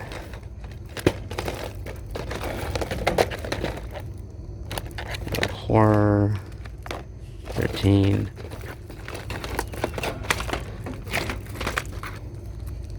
He's out there again. Nice. Oh, well, there's definitely a lot of selection here this time around. I mean, this has a lot of really great selection and variety, but a lot of stuff we've definitely seen before. But there's a couple of interesting things sort of mixed in and peppered in. Not bad. I just wanted to go to one more place and give it a look, guys. I'm glad to know that everyone's pretty much getting most of the same similar stuff. There's slight differences though, but really interesting, man. Not bad at all. All right, well, let's head out. I wanted to come to one more Dollar Tree location, and I think the reason why I wanted to come to another one, guys, is because we saw a really big Dollar Tree location, we saw a smaller location, and I wanted to kind of try on sort of a more like mid-range location, and I wanted to see what they would have compared to the other two places. And again, we see a lot of same similar stuff, but a little bit of a difference. But it seems like most of the Dollar Trees in this area are pretty much getting most of the same stuff, minus like the bigger, obviously, Dollar Tree was getting a little bit more variety. But I think it also kind of depends on the location where you're at, because some states and areas get different selection than other places. So I guess you just got to try your luck and go to a lot of different places and just gamble and go through the media. You know what I'm saying, guys? But actually, not bad this time around. Some really interesting indie stuff, some cult titles, big name releases, and some weird B movie crap. It's Dollar Tree. You're gonna get it, guys. Not half bad, guys. Now we can head home and finish the video. All right, everybody. I am back now from my Dollar Tree adventures, and it's kind of interesting this time around because usually, we see some unique and interesting variety. We definitely did this time around. I don't think it was as big of a variety as we've seen before, but I guess that all depends on the area that you're in, man, because I've seen a lot of other Dollar Tree locations that people have gone to and they've showed off their hauls, and they have a lot of really unique stuff that I didn't find here, and vice versa. Stuff that I found here that people haven't found in their stores. It depends on the location, man. I've been telling you guys this for a long time, that not every Dollar Tree is created equal across the country. Some are getting better variety than others. You just gotta go in and check out the sale, man. You really honestly do. And it's just a sale that it gets more popular every time that it happens. So it's kind of nice to get the opportunity to sort of go into some of these stores and go into the back room, or even like with the second location, because what I'm finding is that some of the sales happen in other states ahead of other Dollar Tree stores in other parts of the country. So, a sale might actually happen a week or two earlier in California versus New York. But some stores, as I said, like the second location, they put theirs out early. Like, they weren't technically supposed to put theirs out until, like, that Friday, and they ended up already putting it out. So, they just wanted to get up on sales and people be aware of it, and sometimes that's good, sometimes that's bad. You might get up on the sale early, or sometimes you might miss out because they put it out ahead of time. It's a gamble, guys. It really honestly is. It's a gamble no matter where you go to. You'll either find stuff, you'll miss out on certain things. You just gotta take that roll of the dice, gamble, and hopefully it'll pay off. For a lot of you guys it does, because you are very dedicated physical media lovers, as I am. So I'm sure you guys found some really great stuff.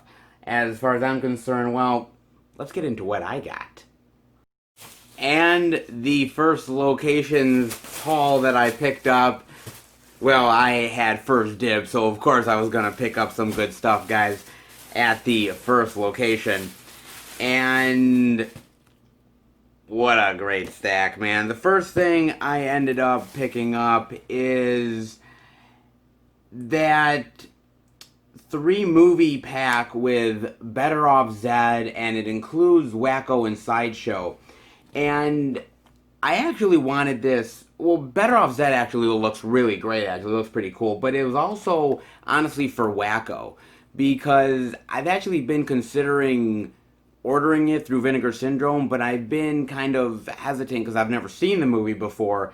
And for $1 to check out Wacko, see if I like it or not, and also pretty cool, maybe decent zombie flick as well. Not half bad, I'll take it. So I did a little bit of a gamble there. I also picked up The Comet Kids. Now, I ended up picking this up because of the 80s nostalgia, and you know, I'm a big fan of those like big like 80s, you know, kids on an adventure stuff like Goonies or, you know, Stranger Things, E.T., stuff like that. So this kind of reminded me of it, so I wanted to give it a gamble, so I definitely picked this one up. I also ended up picking up the Blu-ray of Life Itself. It's pretty easy why I picked this up, man. I really love Roger Ebert. I think he's a very unique and fascinating individual. I really respect him as a critic, you know, what he really did for film criticism. And I'm just kind of curious to dive into this sort of documentary on his life. I'm actually really, really curious to give this one a look, guys. So, of course, pick this one up. I had to pick it up, man. I picked up the Blu-ray DVD digital of High Voltage. God damn, man. I had to pick this up, dude. It's so weird, man. Just this chick who is, you know, draining the life from men and using the electrical current in her stage performances. I'm like, what kind of wacky bullshit is this, dude? I'm like, okay, and it's got David Arquette and it's got Luke Wilson. I'm like, okay, why not? It came with the slip, so I'm like, okay, man, for $1, why not? I don't know what I'm in for with High Voltage, but I have a feeling I'm going to be very entertained, man. So I picked that one up. I also ended up getting the Blu-ray of Grudge Match. Now, I haven't seen this movie in a long time, but I remember really loving it. I love De Niro. I love Stallone. You know, De Niro and Stallone don't do a lot of comedies. So, you know, have seen those two together in a movie. It's a funny flick. You got Kevin Hart here and Alan Arkin and a great cast, dude. It's a fun flick, and I haven't owned it yet, so why not give it a go? Picked up Grudge Match. I also picked up, this one looked really fascinating to me, man, and that was The Vanquisher. And it did because I just love a really great, badass and kick-ass female just taking names and pulling no punches, and this kind of looks like a cool one, man. Magnet has put out a lot of these sort of like foreign action flicks, and this one doesn't look half bad, so I wanted to give it a chance for $1, so picked that one up. I also ended up getting D13U, District 13 Ultimatum. I really wanted to check this one out. Not that I'm the hugest fan of parkour type of action, but I've always been fascinated. I've heard about the movie. I know it's influenced other flicks, but I've never gotten a chance to watch it. So this is one that I was interested to give a chance to, so why not?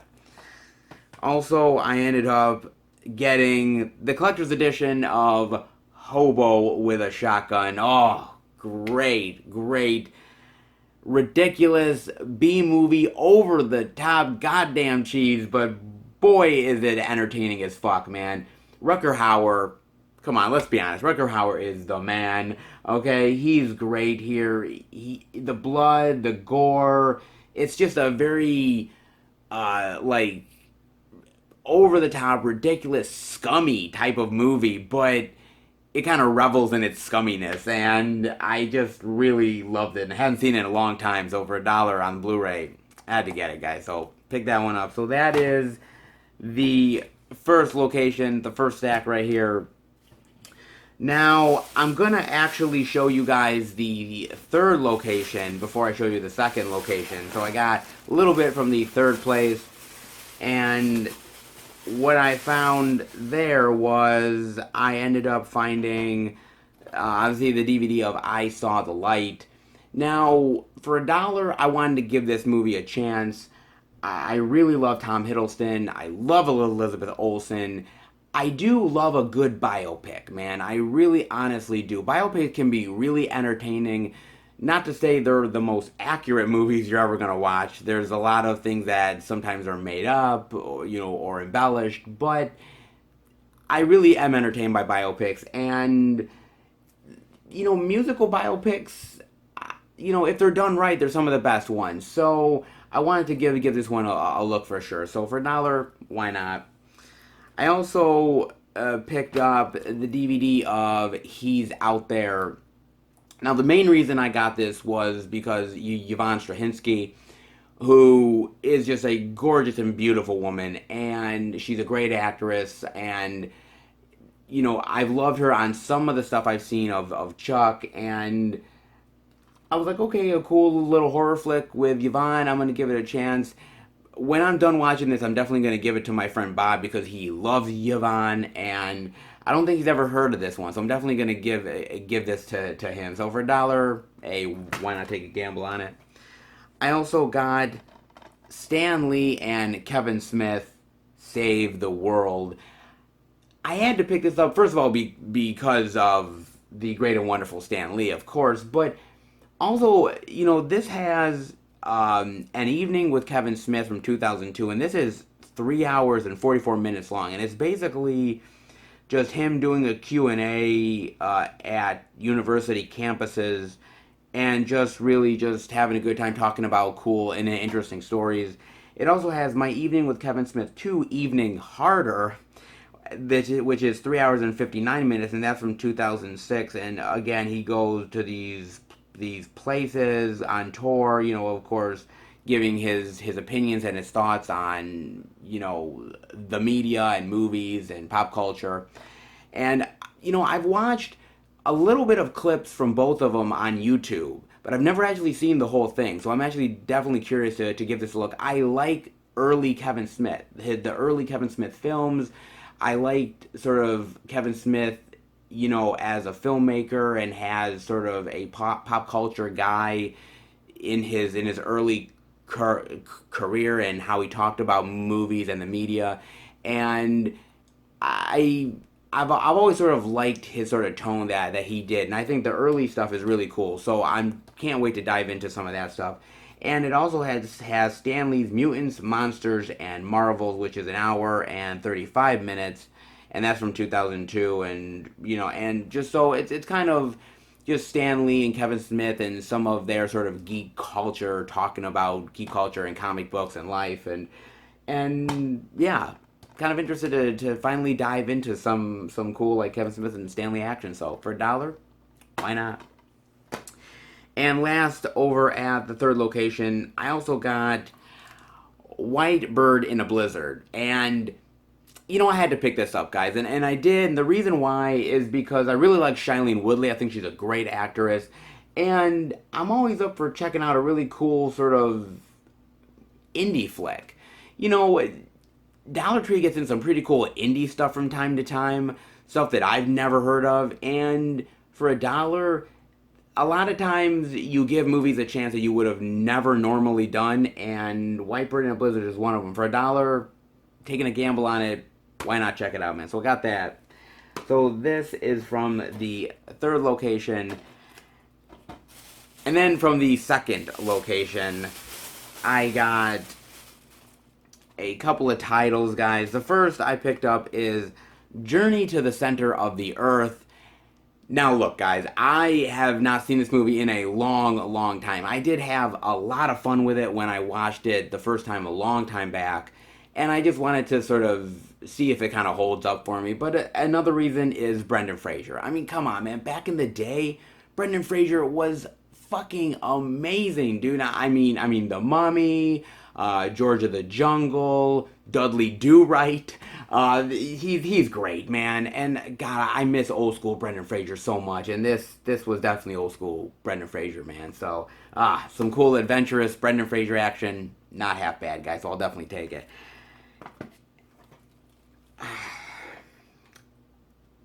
You guys are gonna kill me, man. Oh my god, you guys are gonna choke the living fuck out of me. Okay, so I picked it up. I don't know why I picked it up. Guys, don't kill me, please. I picked up Rockin' with Roseanne. God help me. Oh my god. Why did I do it? Why did I do it? Okay, guys, look.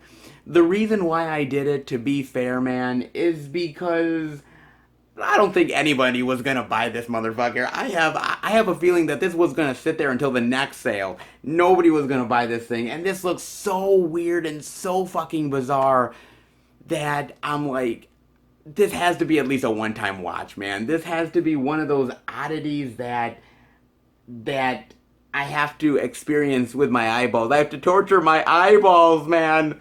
I kind of feel like it's gonna be one of those things that, like in A Clockwork Orange, when he's got his eyes like he's like, ah, it's gonna be.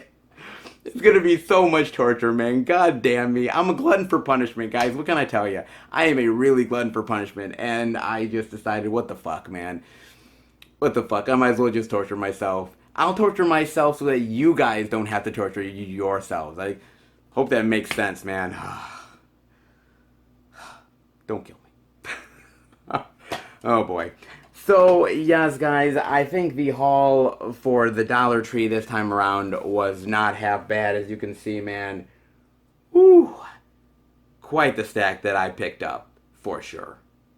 And one more thing before I let you guys go. So, I wanted to say that when you're going to the Dollar Tree locations, I want you guys to be respectful of other people looking for the media. And what I mean by that is, I've ended up, getting a lot of great comments from you guys over the past Dollar Tree hunting videos. And a lot of times some of the comments that I've gotten have been like, wow, I go to these locations and I don't find anything at all. They're incredibly picked over and picked through, and people have just like buying so much of it.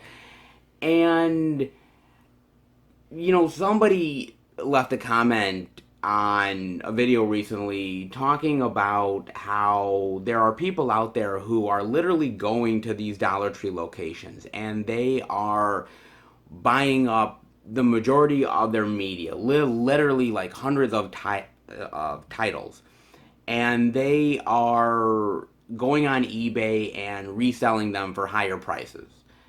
And man, does that really piss me off, man. It really does, because these people do not care about the movies. They don't care about, whether it's a deal or anything like that. They don't care about the physical media aspect of it. What they care about is making money. And I don't think that's fair to the other consumers out there, the other customers who are wanting to try to find these titles and trying to find some great stuff to watch with other family members or to watch with their kids.